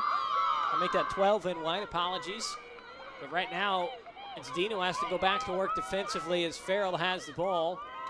Moves it over to Mall. She tries to pass inside. Dean was able to get a stick on it, make that Alex Dean. And so Marian able to make up for the mistake the last time around, and they're back on the clear. Montez had to slow down Farrell that time. She did a good job to slow her pace, and then the younger of the Deans came through with a nice stick check, and Marian's got it right in the home here on the offensive end. 5 minutes in, Harrison, a really big opportunity here after a couple of nice defensive stops. A chance to possibly tie this game up and be the first tie since it was knotted back at 5 in the second quarter. That was just part of that 4-goal run we've talked about a few times from Indiana Tech that flipped the lead in their favor. As Jada Taylor tried to work inside, took a push as well. That's why you heard the whistle from the official. So Taylor will go to work from the 8-meter fan once she gets the ball, and the referee signals all good. Taylor was getting her legs stretched out for a good amount to start this third quarter off. Good to see her back out there and using some of that speed here for the Knights.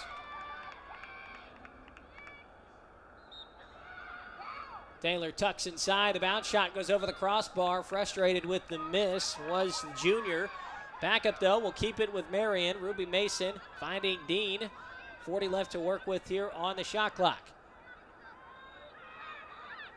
Dean now rolling back, floats out to Grace Geed. She shoots from range, that goes wide.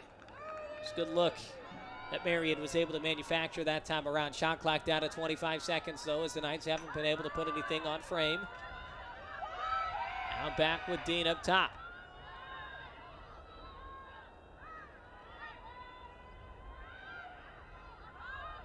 Grace Geed. Can she work some magic late in the shot clock? And she does.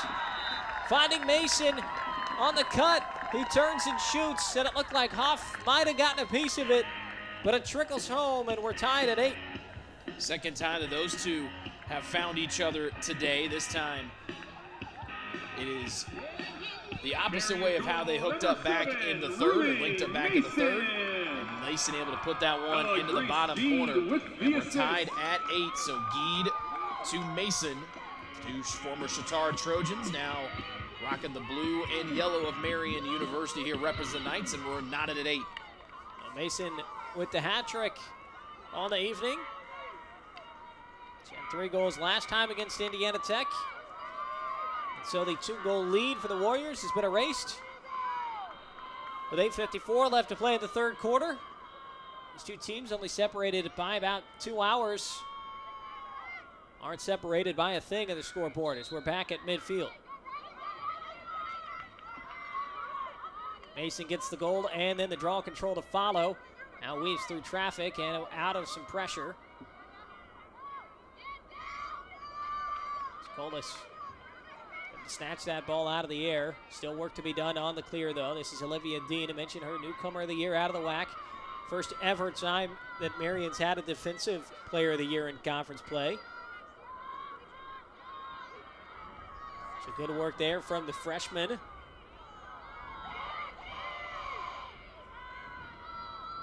Bozeman works it around, and Taylor's going to have to chase that one down. No pressure, though.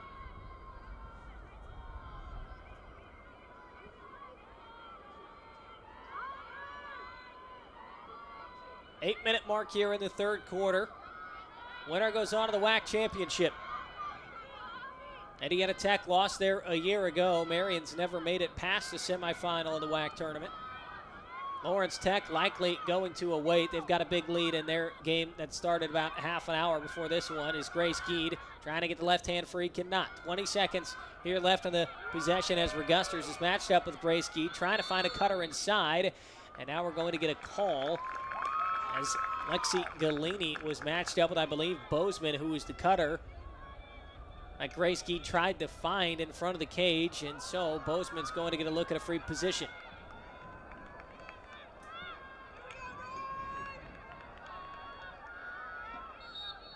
Bozeman winds and tried to go low to low. The worm burner went wide.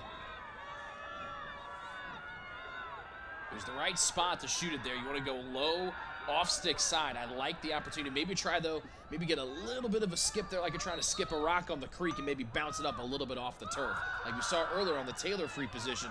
Real bouncy turf here tonight, even though we had that decent amount of rain during pregame warm-ups. And you also talked about at halftime just the importance of changing the plane on your shots as well. The challenges of going against a lefty goalie. And some good opportunities manufactured there for Marian. And that lengthy possession on offense. They wind up just tossing that ball in the corner so they could set up on the ride before that shot clock expired. But Indiana Tech able to take care of business in between the 30s.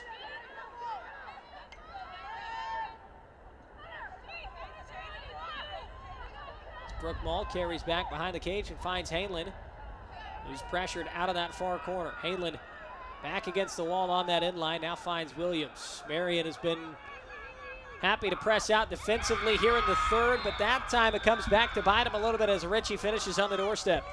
Just like we saw a lot of those goals, Harrison, in the first half for Indiana Tech, they used the off-ball cutter to come through the middle of right in front of the goal. You see the cutter right there, coming right across is Noel Ritchie, senior out of Maryland. Right across, had some traffic, able to keep that stick protected and able to do it. It's a little cradle to get away from the stick check, keep it in the cross. And Indiana Tech back in front of the nice cut there from Ritchie. Yeah, Ritchie with her second goal on the day, had to against Marian when they met last week. She's over 40 points on the season as well for the senior. As when you watch her play, Rick, very active player. Always moving on ball or off ball. That's something that coaches love to have on their team, both offensively and defensively. As with 6:27 left to play here in the third quarter. It is the Warriors back in front by a goal. Well, that's what makes Indiana Tech so hard to defend, is that they're fast, they're agile, they're really good going left to right and north and south.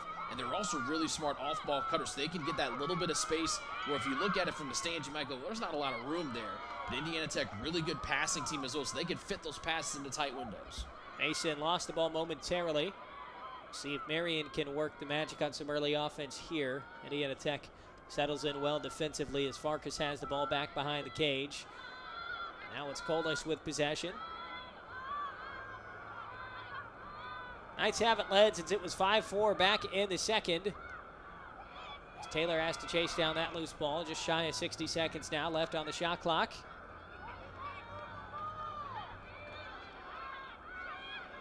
Newell, lefty shot, goes wide.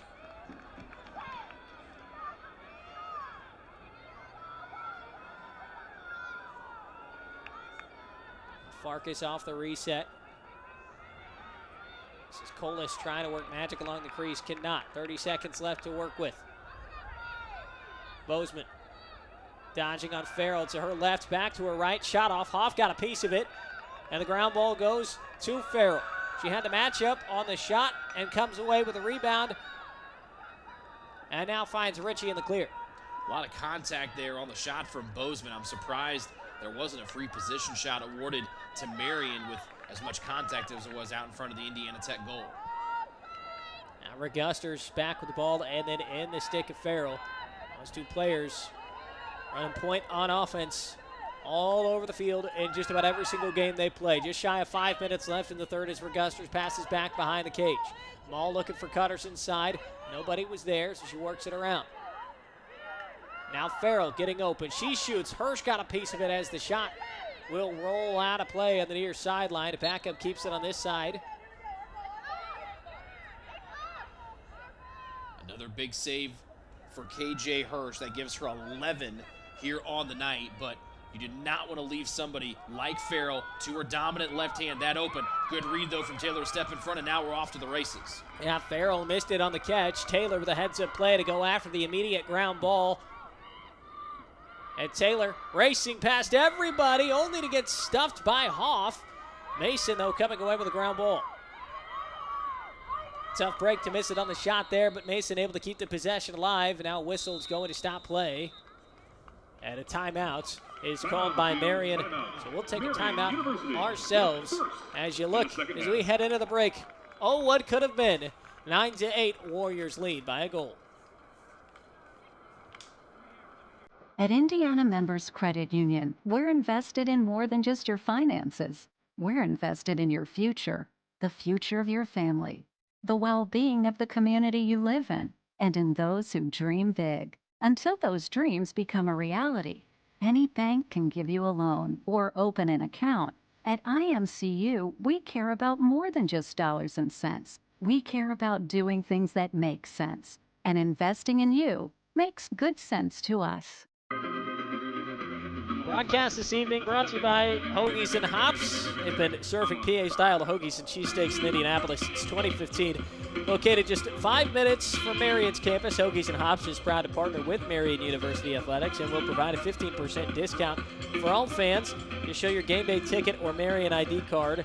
For hours, menu, and location, visit hoagiesandhops.com. Also, Marian University is proud to welcome in new partners and sponsors for the 2024-2025 athletics year. As it still remains, the Knights are proud to work with Krieg DeVault, the Carson Agency, and Merchants Bank as new sponsors. Let's get up Harrison Silcox. Got Rick Johnston with you here on the broadcast, and what's been a good one as the Knights trailed by 1 in the WHAC semifinals. Winner will get Lawrence Tech. And 3:54 left to play here in the third quarter. It was Marian who called the timeout. Rick, what do you think the conversation was from head coach Allie Stork-Snead with her starters? I think it's similar to what we saw last week with the Knights up in Siena Heights. The difference now is you're down by 1. I think you have to keep the pressure on here. You like to play in transition. That's what happened in, things are going to Kat Hoff dancing in the goal with a team only up by 1. She's made some really impressive saves today. Both keepers have, to keep this score where it is, particularly that second quarter. If Hirsch doesn't make the stand on her head a couple of different times, Indiana Tech would have a much more comfortable lead right here, but it's a good opportunity here for the Knights. They've been pretty good with off-ball cuts, particularly when it's gone Geed to Mason. We'll see if they can dial it up again here. This is Geed with the ball now. And she found Mason right there. Rick, it's like you had an ear in the huddle. That shot went wide. I don't know about that. I just... When you're cooking like those two are tonight, you got to keep feeding your top players. The old line, if you got to dance with who brought you, and Mason and Geed have brought Marian to a lot of fun dances here so far this year. That's Colas who gets it off to Farkas back behind the goal. Now this is Mason from well outside the cage, finding Dean on the inside. A stick check poked the ball free. Who else but Regusters there to come away with a cause turnover and a ground ball as she's going to race past Geed. The smart thing that Regusters did there, she got the stick check right before Dean was going to switch it back to her other hand. She was going to set up that roll dodge and be right there point blank range, but Regusters poke checked it away, and like we've talked about a bunch tonight, when she gets out in the open field, buckle up because she can really go. Farrell with a fantastic look in front, but Hirsch comes well out of her crease. It's like a style of a hockey goalie, which comes out of her goal to try and just shut off any angles for a shot. So KJ Hirsch with another big stop to keep it at a 1-goal advantage for Indiana Tech. It's Olivia Dean looking for a teammate and an outlet in the clear. She does just that in Colas to avoid some pressure from Mull. And it goes up ahead and into the attacking zone is Marian, trailing by a goal. Sissel with the ball. And not like Hirsch needed any more motivation to stop everything that comes her way tonight. You're playing in the tournament semifinals. You want to get to the championship game. But I would bet that KJ is playing with a little bit of a chip on her shoulder. She was not named to either the first or second team all-WHAC team, so I think she's trying to prove a point here tonight. KJ Hirsch, 40% save percentage on the season. A WHAC Defensive Player of the Year. Or a Defensive Player of the Week, rather, after a fantastic week last week. But an offensive call here goes against Marian. So tough break for the Knights. Under 2 minutes left to play here in the third. And immediately Indiana Tech's going to lose the ball on the clear. Whistle's going to stop play. This time it's called against the Warriors. So Marian gets the ball right back. Montez. She's got 1 goal so far this evening. There's about 13 or so seconds between the clocks. So if you're Marian, I think you're going to hold on to this as much as you can. Make Indiana Tech come out and play you and try to run this clock down as much as you can. You do not want to rush the shot here and let Indiana Tech go the other way with their speed and try to get what would be a real demoralizing goal at the end of the quarter for them, if they could score. Yeah, the importance of winning kind of the last minute or so of this quarter would be massive as Montez fires one off the crossbar and gets her own ground ball. The new shot clock as well, so that gap between the shot clock and the game clock narrowed even further. So, Rick, you expect to probably see some more patience here from Marian. I would think so. About 2.5, 3 seconds, about 2.5 seconds between the clocks. They are going to have to take a shot before the end of the quarter. But if you're going to rush the shot like that, you have to do a Montez in and pick up the ground ball. So now Marian's really got to run this thing down. I don't think you go until about maybe 20, 15 seconds. Well, here's Montez, who went a little bit before what you would have recommended, but a whistle anyways. He'll keep it on this side of the field as Colas is going to try and restart play as quickly as possible. Down to 20 seconds left on the shot clock. Now at 15, Dean lost the ball momentarily. A push from Regusters, put it back on the turf, but Dean still has it. Now Geed trying to get free with some leverage, earns a free position look. As you see up on our score bug, top left of your screen, the amount of time that's left here in this third quarter. Chance for some massive momentum from Marian about 8 meters out is their best offensive weapon.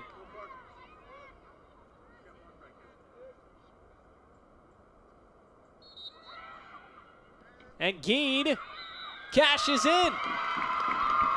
It was hard to tell from up here, Rick. It looked like Kat Hoff might have made the stop, as she's done so many times tonight. But Geed able to score off the free position look with 7.6 seconds left in the third quarter. And we're tied once more. Hoff got a piece of it. Watch right there, changing the level.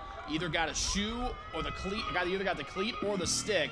Might have gotten both, and it bounces into the back of the net. But Geed has put a lot of velocity on these shots tonight here against Hoff, whether changing position or trying to go high to high, and able to cash in. The Knights are first free position goal of the night for Marian.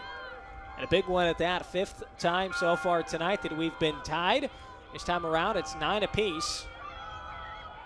And crazier things have happened, Rick. We'll see if we get some offense here with just over 7 seconds left to go in the third.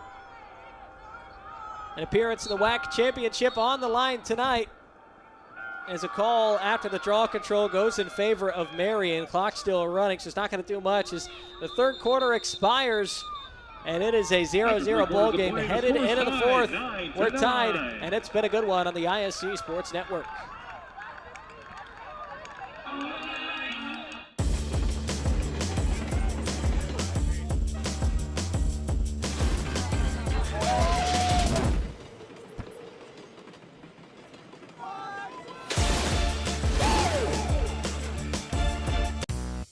has always had great taste.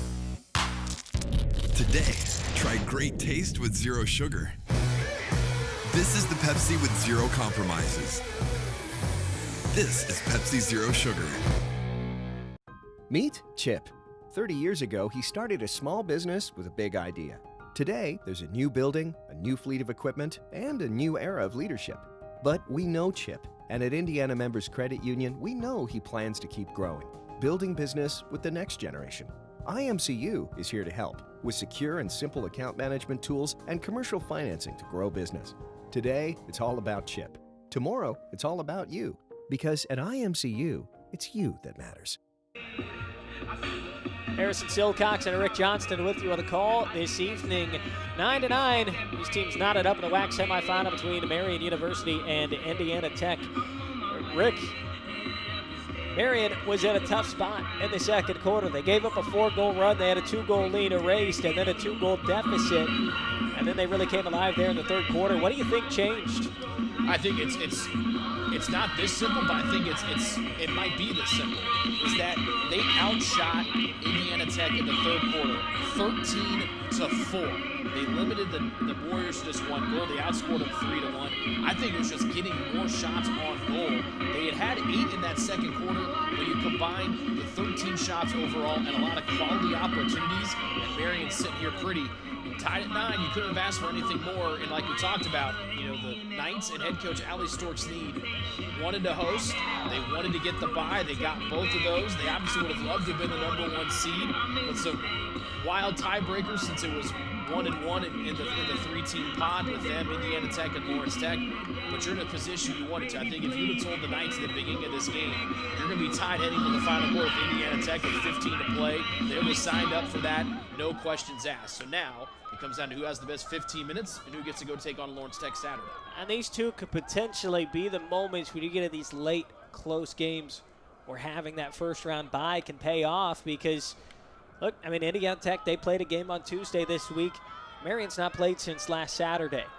So even though Indiana Tech won that game on Tuesday 16-0, their players still had to go and put in a bit of a workout. They still had to go and put in a shift on the field. Marian getting that extra rest. We'll see if it pays off. The other thing, too, I think that's important is that they also you're going to have to game plan for 3 teams in less than a week. Since Sunday night when Marian found out they were the 2 seed, they've only been solely focused on Tech. So scouting advantage potentially as well, but an advantage out of the draw circle to start the fourth goes to Indiana Tech. They performed much better in that area today compared to the first matchup between these two teams. This is Regusters trying to shuffle their way inside, lost it off the spin, got the ball right back, and goes out to Farrell. That duo out of midfield, very dangerous for Indiana Tech as Farrell goes back to Regusters. And now Williams.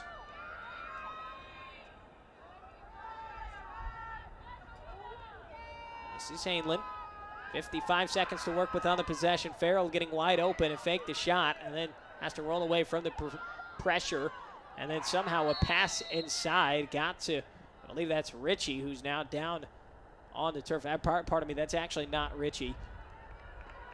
As we try to sort out the player down for Indiana Tech. I believe that was Kylie King, actually, who got open inside. And you just see the collision between her and Chase Searcy. No card for the official, but we're going to get a free position look here. As King taking a few moments to catch her breath here is a physical start, Rick, to the fourth. That was a big-time slide coming over from Searcy.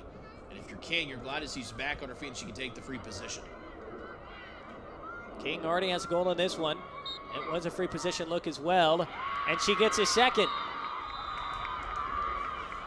Indiana Tech unwilling to let Marian go back in front of this one. And in the race to double figures, they're the first team to get there.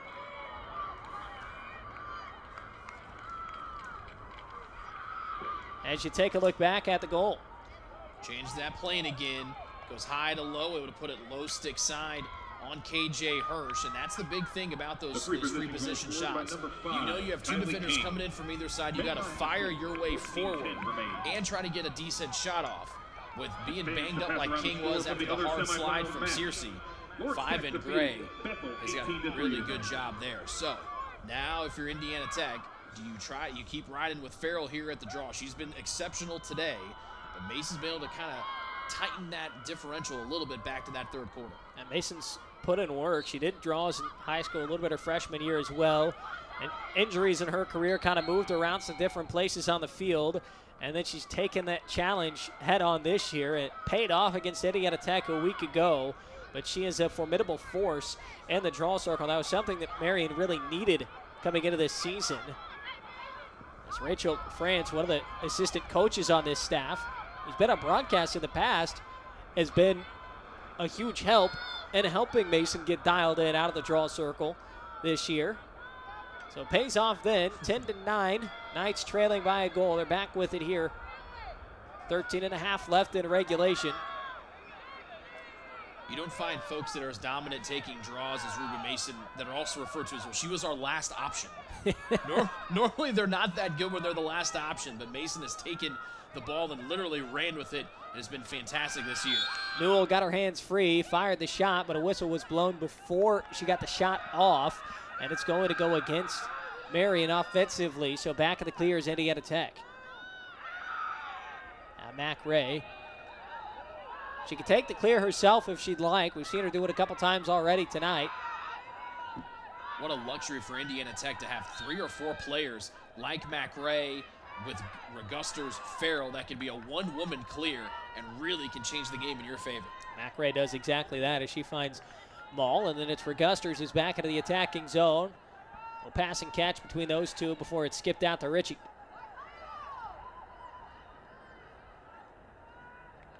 Indiana Tech, who was outshot big time in the third quarter, got the first goal of the fourth and make it 2 straight. And that's a massive swing here in the first couple of minutes here, a quarter number 4.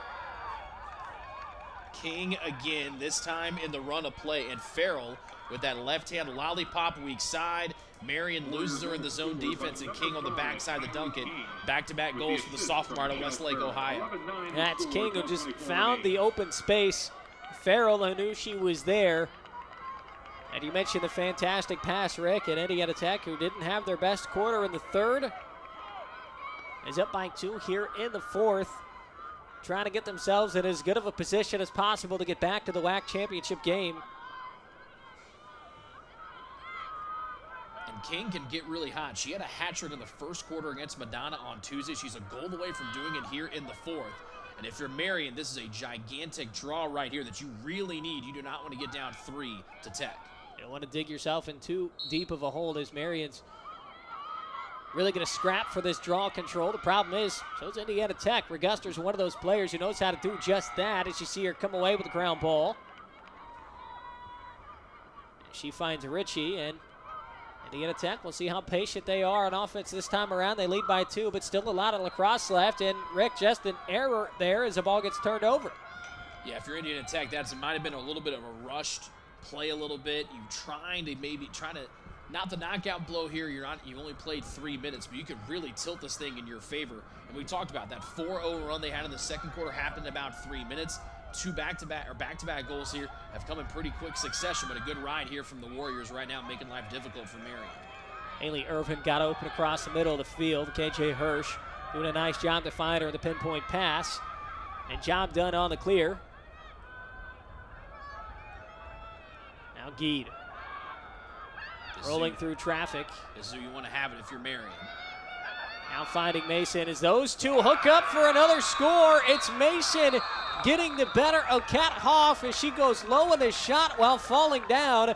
And the acrobatics from the junior bring Marian back within a goal.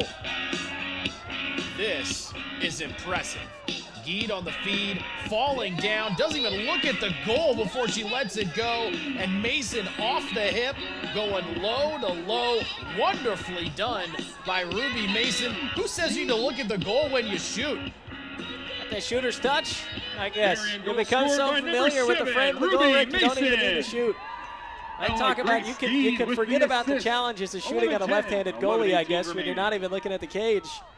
As Kat Hoff just unable to track that one, and Mason with a highlight reel goal, 11:18 left to play in the fourth quarter. Marian back down by 1. And there was a call, by the way, on Mac Ray as she is down on the sideline. serving a card, so a player up.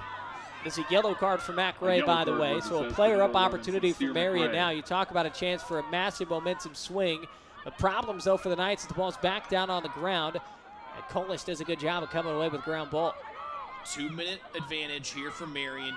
The other good thing, you don't have to worry about taking the draw against Farrell, who's been pretty successful here tonight. So Marian's got to be patient here. Don't want to rush anything with the woman up opportunity. Colas down to the crease. No look for a shot there, but it's back with Geed. And a whistle's blown. A free position coming up for the junior. I like the job there from Colas. Knew she didn't have a shot, didn't want to rush it, didn't want to take a bad shot. Back it out to Geed, and I think it was not close enough to the attacking player on the defense there for Indiana Tech. Now you got your best player when it comes to taking these and let it rock and roll. Geed shoots, Hoff stops her, and it comes away with the loose ball as well. The ball sky high in the air after the save, and now it's Hitchcock, and the ball's out of her stick. And she handles that with ease as Ritchie hangs on to the ball after a shoulder check, and then this is going to have the official reach into his pocket for a yellow card. Searcy is going to be the recipient of it. Tough break for her. She made the right read. She was a step late, Harrison, about getting there, and because she was late, she made contact with Hitchcock on the far side, and that's why she's on the sideline here for 2 minutes with the yellow card. That's a really tough one there if you're Marian. Searcy was at full song, could have been heading the other way if she could have picked it clean, but just a step late. It's going to stick here with the Knights, or excuse me, with the Warriors, as now we have 6 players on either side right now. Yeah, so each team with a player on the sideline serving time for a card, both of those being yellow. The first one that's going to expire is the one that McRae is serving for Indiana Tech. So we'll see if the Warriors just, the even strength want to go ahead and play some offense or wait it out and try and work with a player advantage.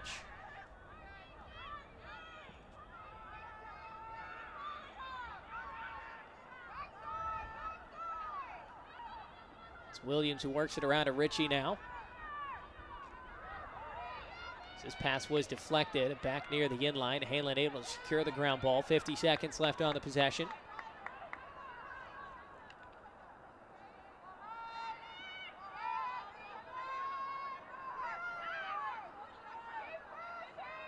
Regusters. We've got 3 players following over the ball right now for Marian, just to show you the kind of attention she can garner from a team defensively. And now it's the player advantage time with 25 left to work with here on the possession. Stick in the passing lane there, knocks the ball to the turf, and then it bounces calmly into the stick of Hirsch. Works quickly on the outlet to find the freshman in Dean. Haley Irvin, the one that broke up that pass. An excellent outlet from Hirsch, the keeper. And Dean will slow things up. Is there a transition opportunity? A player down here for Marian. They trail by a goal. Colas in front to Geed. Ball back down on the turf, and Hitchcock coming away with the ground ball. Long outlet ahead to Ritchie. She's wide open. Possibly a numbers opportunity here for Indiana Tech. Marian trying to hustle back and close up any scoring opportunity. Let's see if Ritchie has an angle to the cage. She does not. It's still a player advantage, though, for Indiana Tech with Searcy on the sideline serving a yellow card. 8.5 left to play in the fourth quarter. Indiana Tech trying to get back to the WHAC championship and a rematch with Lawrence Tech.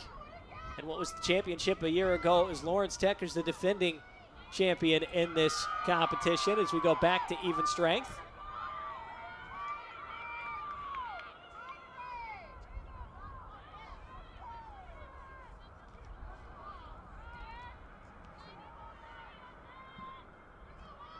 Farrell.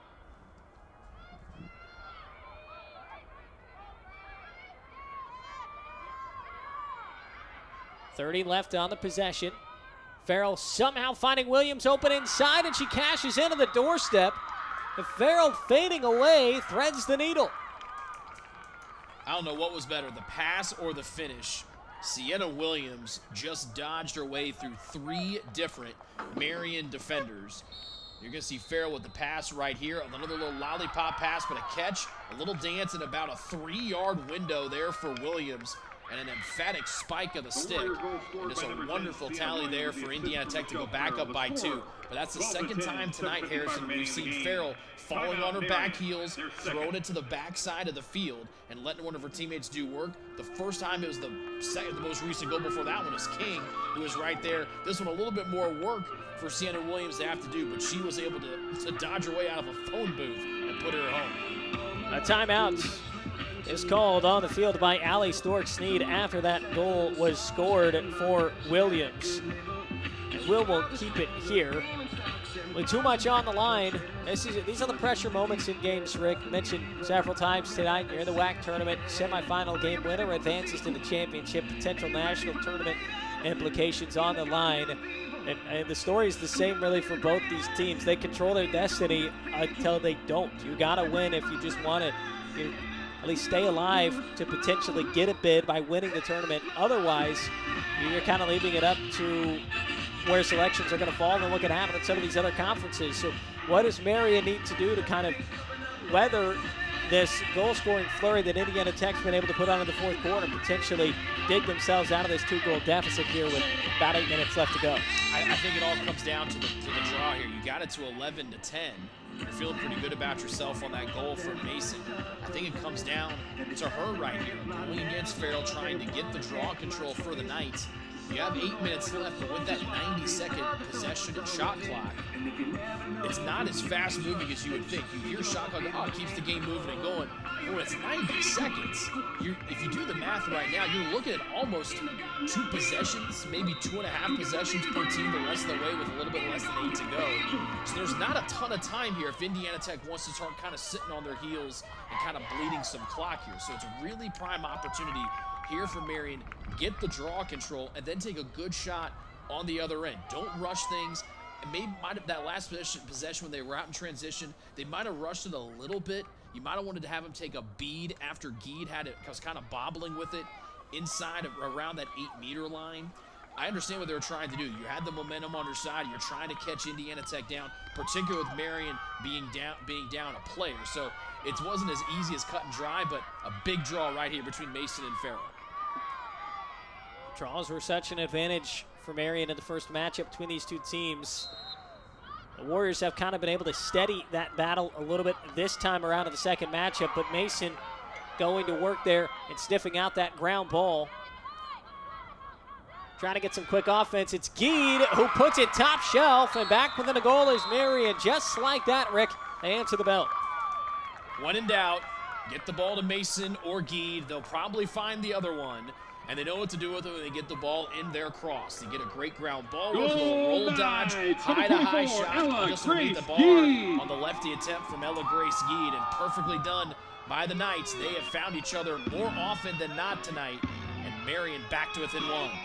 And the shot placement, sublime. With 7:42 left to play in the fourth quarter. Marian needed that one. And right after that timeout, a well-timed timeout by the WHAC Coach of the Year and Stork-Sneed. Fourth time tonight that it's either been Mason and Geed have been either on the giving or receiving end of a goal tonight. Mostly it's been Mason off the feeds from Geed. But a good job there. Another draw control here for the Knights. Bozeman with a heads-up play to snatch the ball out of the air. As Kolish has it now, 7.5 left to go. And the second of the 2 WHAC semifinals tonight. Lawrence Tech taking the first. Winner of this game will head up to Michigan to play them. With the conference championship on the line, we'll see if somebody can dethrone Lawrence Tech this time around. Some patience displayed, though, Rick, at the moment for Marian. It was quick offense after the last draw control, and slowed things up this time around. Last 4 goals have been scored by either Geed or Mason, so don't be surprised to see either 7 or 24 trying to get it out front inside the 8-meter line. Bozeman gets a screen from Geed. She rolls away from it off the pick and a roll. Fantastic save from Hoff to keep it a 1-goal lead, but Geed got it back. Forget about the shot placement. She just fired a rocket in the direction of Hoff. And once again, we are tied for the 6th time tonight at 12 apiece. Impressive Knights, goal number 24, here from Ella Grace Gee, her second goal in a row. Off the amazing save from Hoff. Great ground ball work by the Knights, by Colas, and then some real high heat coming from EGG, and we're tied at a dozen. 6:46 left to go, and we expected an entertaining one, Rick. It's exactly what we've gotten tonight. You can't ask for a better battle here in the WHAC semifinal between two teams, not separated by a lot from a geography perspective, not separated by anything on the scoreboard at the moment, as Marian's gotten the better of Farrell out of the draw circle the last couple of times. We'll see if they continue to have their foot at the gas pedal. They've won 2 in a row out of the timeout. As Bozeman trying to chase it down, as you see the players for the other team kind of having to hang along in that attacking 30-yard line. Bozeman tried to keep it out of there, but a good play from Indiana Tech to secure the ground ball, but followed by a sloppy pass that Regusters has to chase down. For Indiana Tech, you cannot be sloppy here. You have got to try to get a good look at Cage here after Marian has been able to tip the momentum on their side. If you're the Knights, though, you got to keep playing that strong defense you have the last couple times down the field, particularly with Hirsch, who's made some saves standing on her head tonight. Farrell. She's always a threat with the ball in her stick. Inside to Ritchie, who falls down. Are we going to get a look at a free position here? I believe we are. And we'll see if the official reaches in their pocket. And I don't think we're going to get that happening here. Maybe we will. Yes, a yellow card will come out. It's going to go against Haley Irvin as it's gotten physical here in the fourth quarter.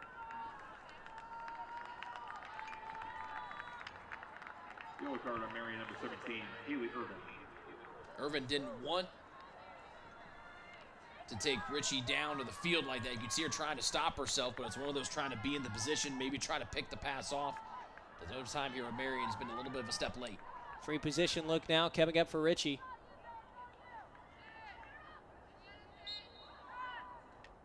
And she will score on the bouncer. Indiana Tech just refuses to give Marian the lead back. And they've been dangerous for the 8-meter fan tonight as Ritchie with the slam dunk celebration. 5:56 left to play in the fourth. Warriors go back up by a goal. Changing the plane again, going low stick side on a bouncer, and almost able to get that one was Hirsch. But great placement off the turf by Ritchie. She bounced it right in front of where the stick was going to be for KJ Hirsch, but has it up and in just underneath the crossbar. By the way, Haley Irvin, that was her second yellow card, so the senior from Kokomo done for the night. Second player for Marian to have 2 yellow cards as well. Chase Searcy picked up her second earlier in the second half. As Allie Storks-Snead forced to go a little bit deeper into her bench late in this one. Indiana Tech in front by a goal as the officials trying to sort things out of the sideline. I think they're trying to figure out whether or not Irvin needs to serve the rest of the yellow card or not.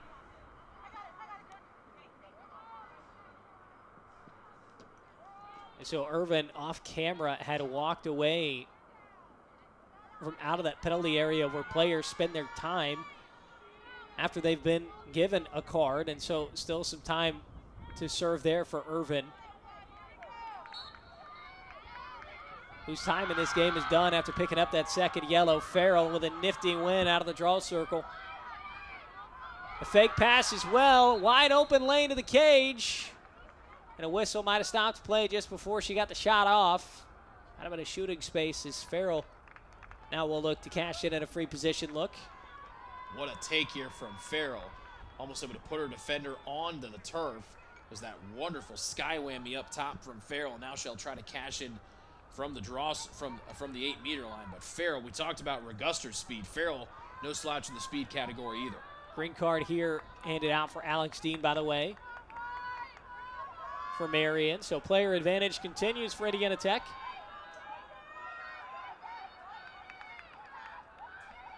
Two-goal advantage at this stage of the game would feel massive for Indiana Tech, as Farrell will try to do just that, but it goes wide. Tough part of the field for the natural lefty. Doesn't have as much goal to shoot at when she's normally on the right side of the field. Trying to go off stick side, couldn't put her home. Ritchie losing the ball here. She'll get it right back, no pressure. As Marian trying to hang on defensively here with a player advantage favoring Indiana Tech as Regusters gets inside. Hirsch came out to make the stop. Still anybody's ground ball in front as someone for the Knights falls down to the turf. Now a whistle's going to stop play, and Marian's going to get possession. You know, Harrison, for a game that doesn't have that outlaws body check, we've had a lot of folks on the turf here. It's been a very physical game here between Tech and Marian. Still plenty of time to go. Only down by 1 with 5 minutes left to cook here for the Knights. And we've seen how they can get some quick offense, particularly when they cross midfield. Still not out of it just yet, particularly when you have players like Mason and Geed running the show for you offensively. Dean floats one ahead, is able to find Sissel. Now a successful clear. Now can Marian get this thing tied for a 7th time? Sissel evaded a trail check from Hitchcock, and now this is back with Geed. It's Marian's superstar, had her pocket picked by Hitchcock. That is a fantastic caused turnover, but the ball back down on the turf. Dean's able to keep it alive. The ride, you can credit them for having the ball back on this side of the field as Marian will try to go back to work on offense. 4:15 left to play here in regulation, trailing by a goal. Knights trying to get the better of Indiana Tech for just the 3rd time in program history, get past the WHAC semifinal for the 1st time ever. Now Dean trying to get the left hand free, rolls back to the right, finding Geed. No room for a shot. Fantastic possession defensively here for Tech, but Geed shuffles back inside. Hoff denies her. As she has done all night, Kat Hoff has been fantastic in between the pipes. 1st team all conference, she's showing you why. Here's Farrell trying to get free. A whistle blown in transition for a stick check that was thrown by Montez. What a save from Hoff, but tip your cap as well to Hitchcock. She came in on the slide that denied the rollback there for Geed inside the 8-meter line, right on top of the goal. But another highlight reel save here for Hoff, and a tough one for Marian to take. Mason was in great position. She sent off here on the card for the push. Farrell does the rest of the work herself, true two-way player. Finishing off that clear. Indiana Tech, though, still only leading by a goal. They'd like to increase that margin on the scoreboard, you'd imagine here. Still plenty of time left to play. And time to dig in as well for Marian. Green card, by the way, being served by Ruby Mason. As this defense has had to dig deep here in the 4th with some card trouble here for the Knights.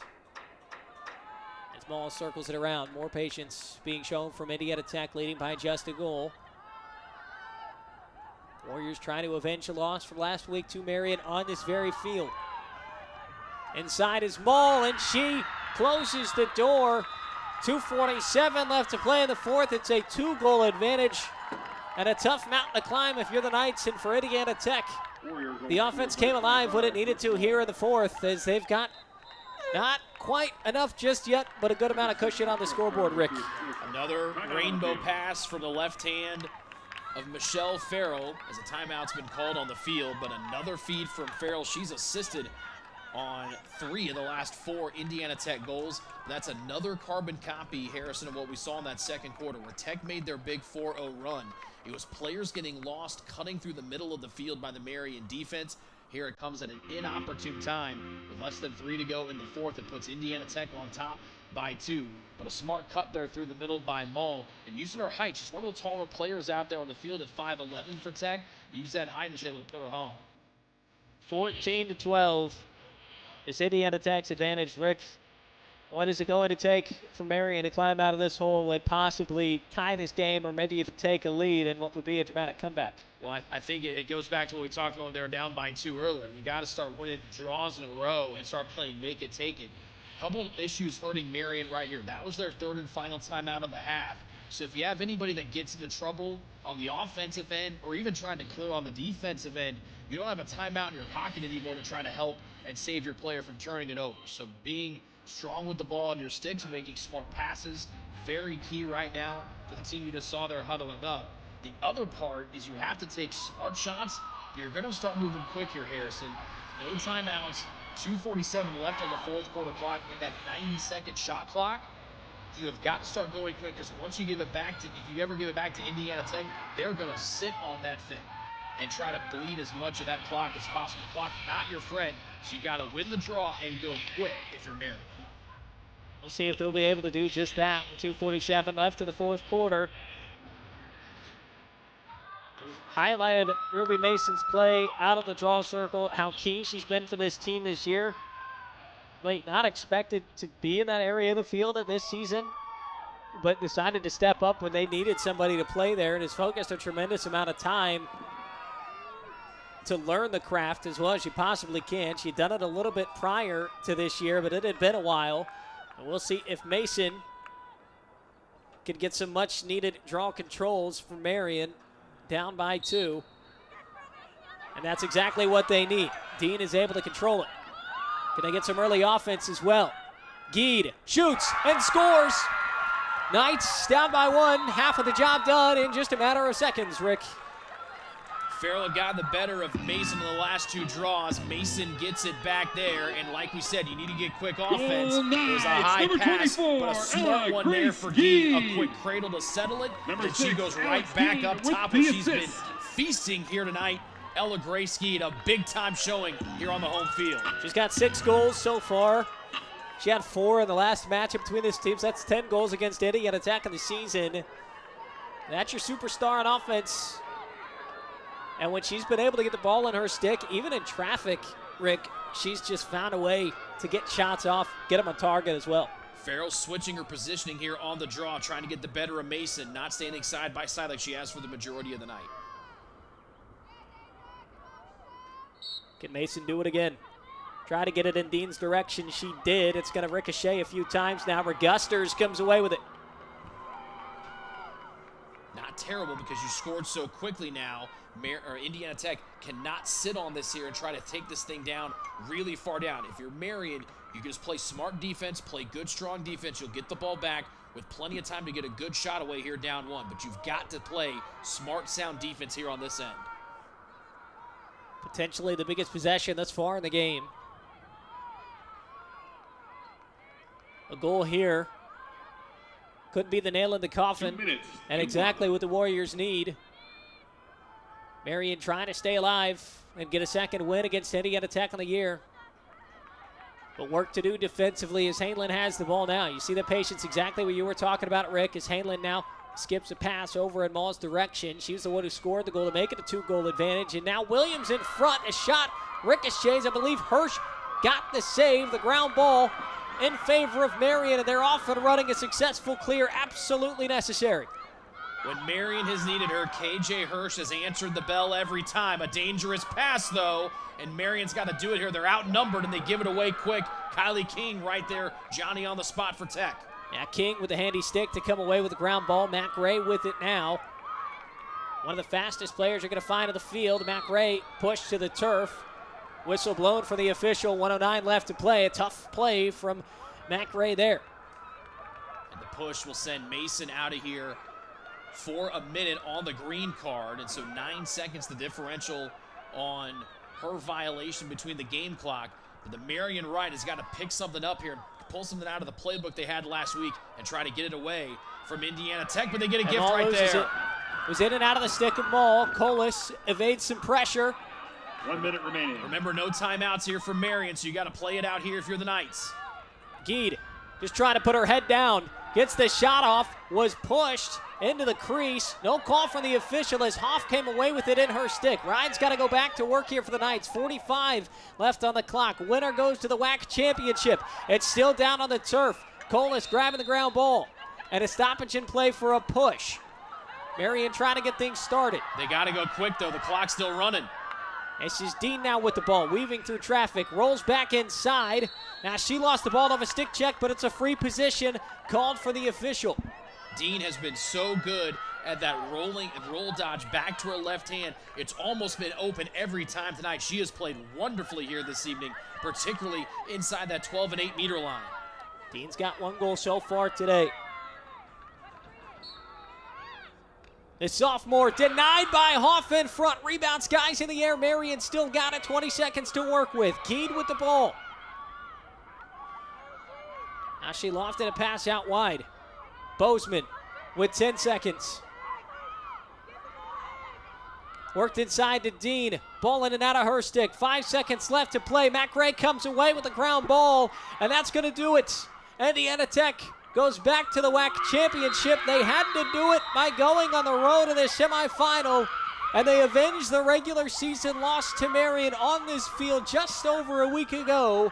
And it's a 1-goal win for the Warriors, and they've got a rematch in the WHAC championship with Lawrence Tech on the horizon.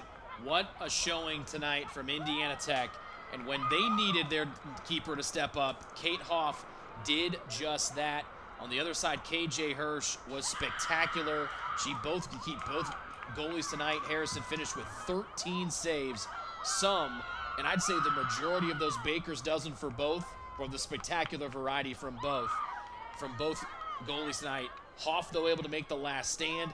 And Indiana Tech ekes one out by 1 as the Knights gave Tech everything they could handle here tonight. And now after Marian, you got to wait for Selection Day to hope you hear your name called.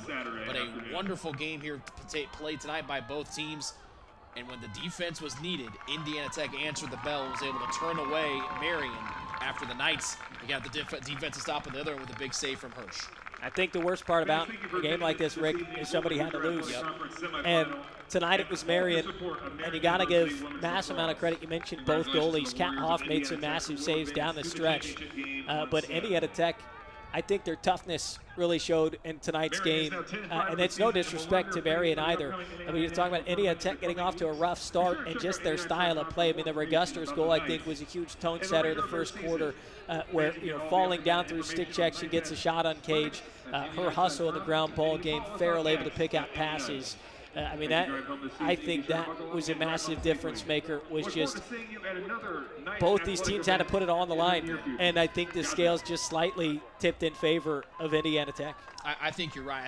I think that Reguster's goal, the first one of the game, you'd go, well, they scored 13 other goals after that. Why is it so big? I think the other thing too was the fashion that it was scored. It wasn't your typical run-of-the-mill way to score a goal, right? She's got her arms extended. She kind of just gets the ball out of the stick, hopes to put it on cage, and it bounces in, right? Mm-hmm. So I think that did even more for Indiana Tech, for them to kind of not just kind of get back and go, okay, we got a goal, but kind of an exhale as well and go, okay, we took a big shot. We got one to kind of bounce our way that maybe shouldn't have gone our way normally, and we got it. And then you have big-time saves by Huff. The other thing, Harrison, I think tonight that was really big was Indiana Tech was 4 of 7 on their free position shots.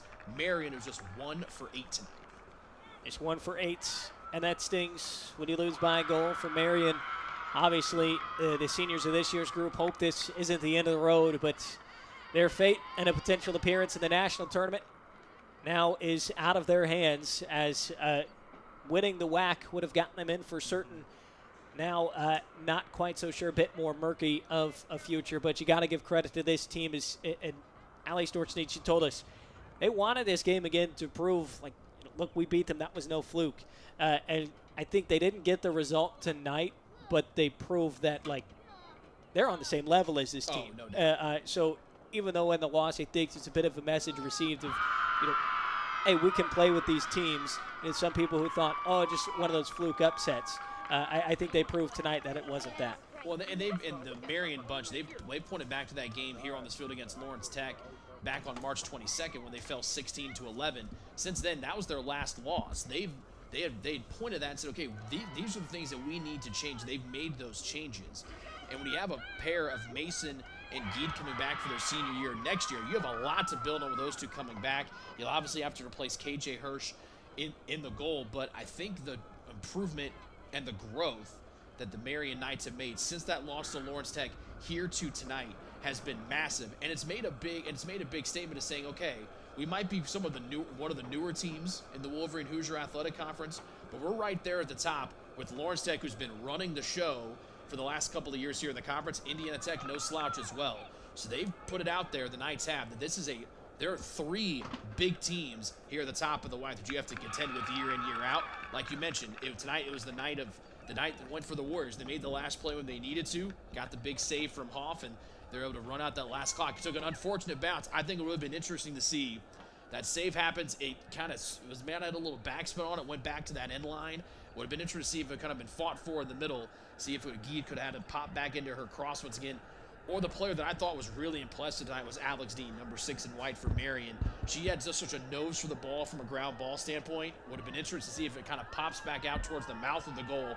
Then at that point, it's kind of helter-skelter. You get it in, and then you try to kind of score like we talked about that what the Regusters did. Yeah. At that point, scoop it up, shoot it somewhere in the vicinity of the goal, and hope it goes into the back of the net. But a wonderfully played game tonight, and I think you're exactly right.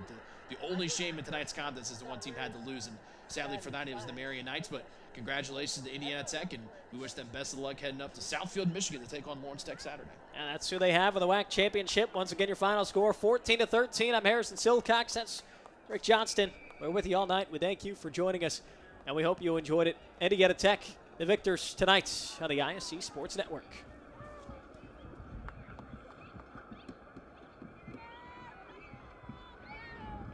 Take a long time in that post game. Yeah.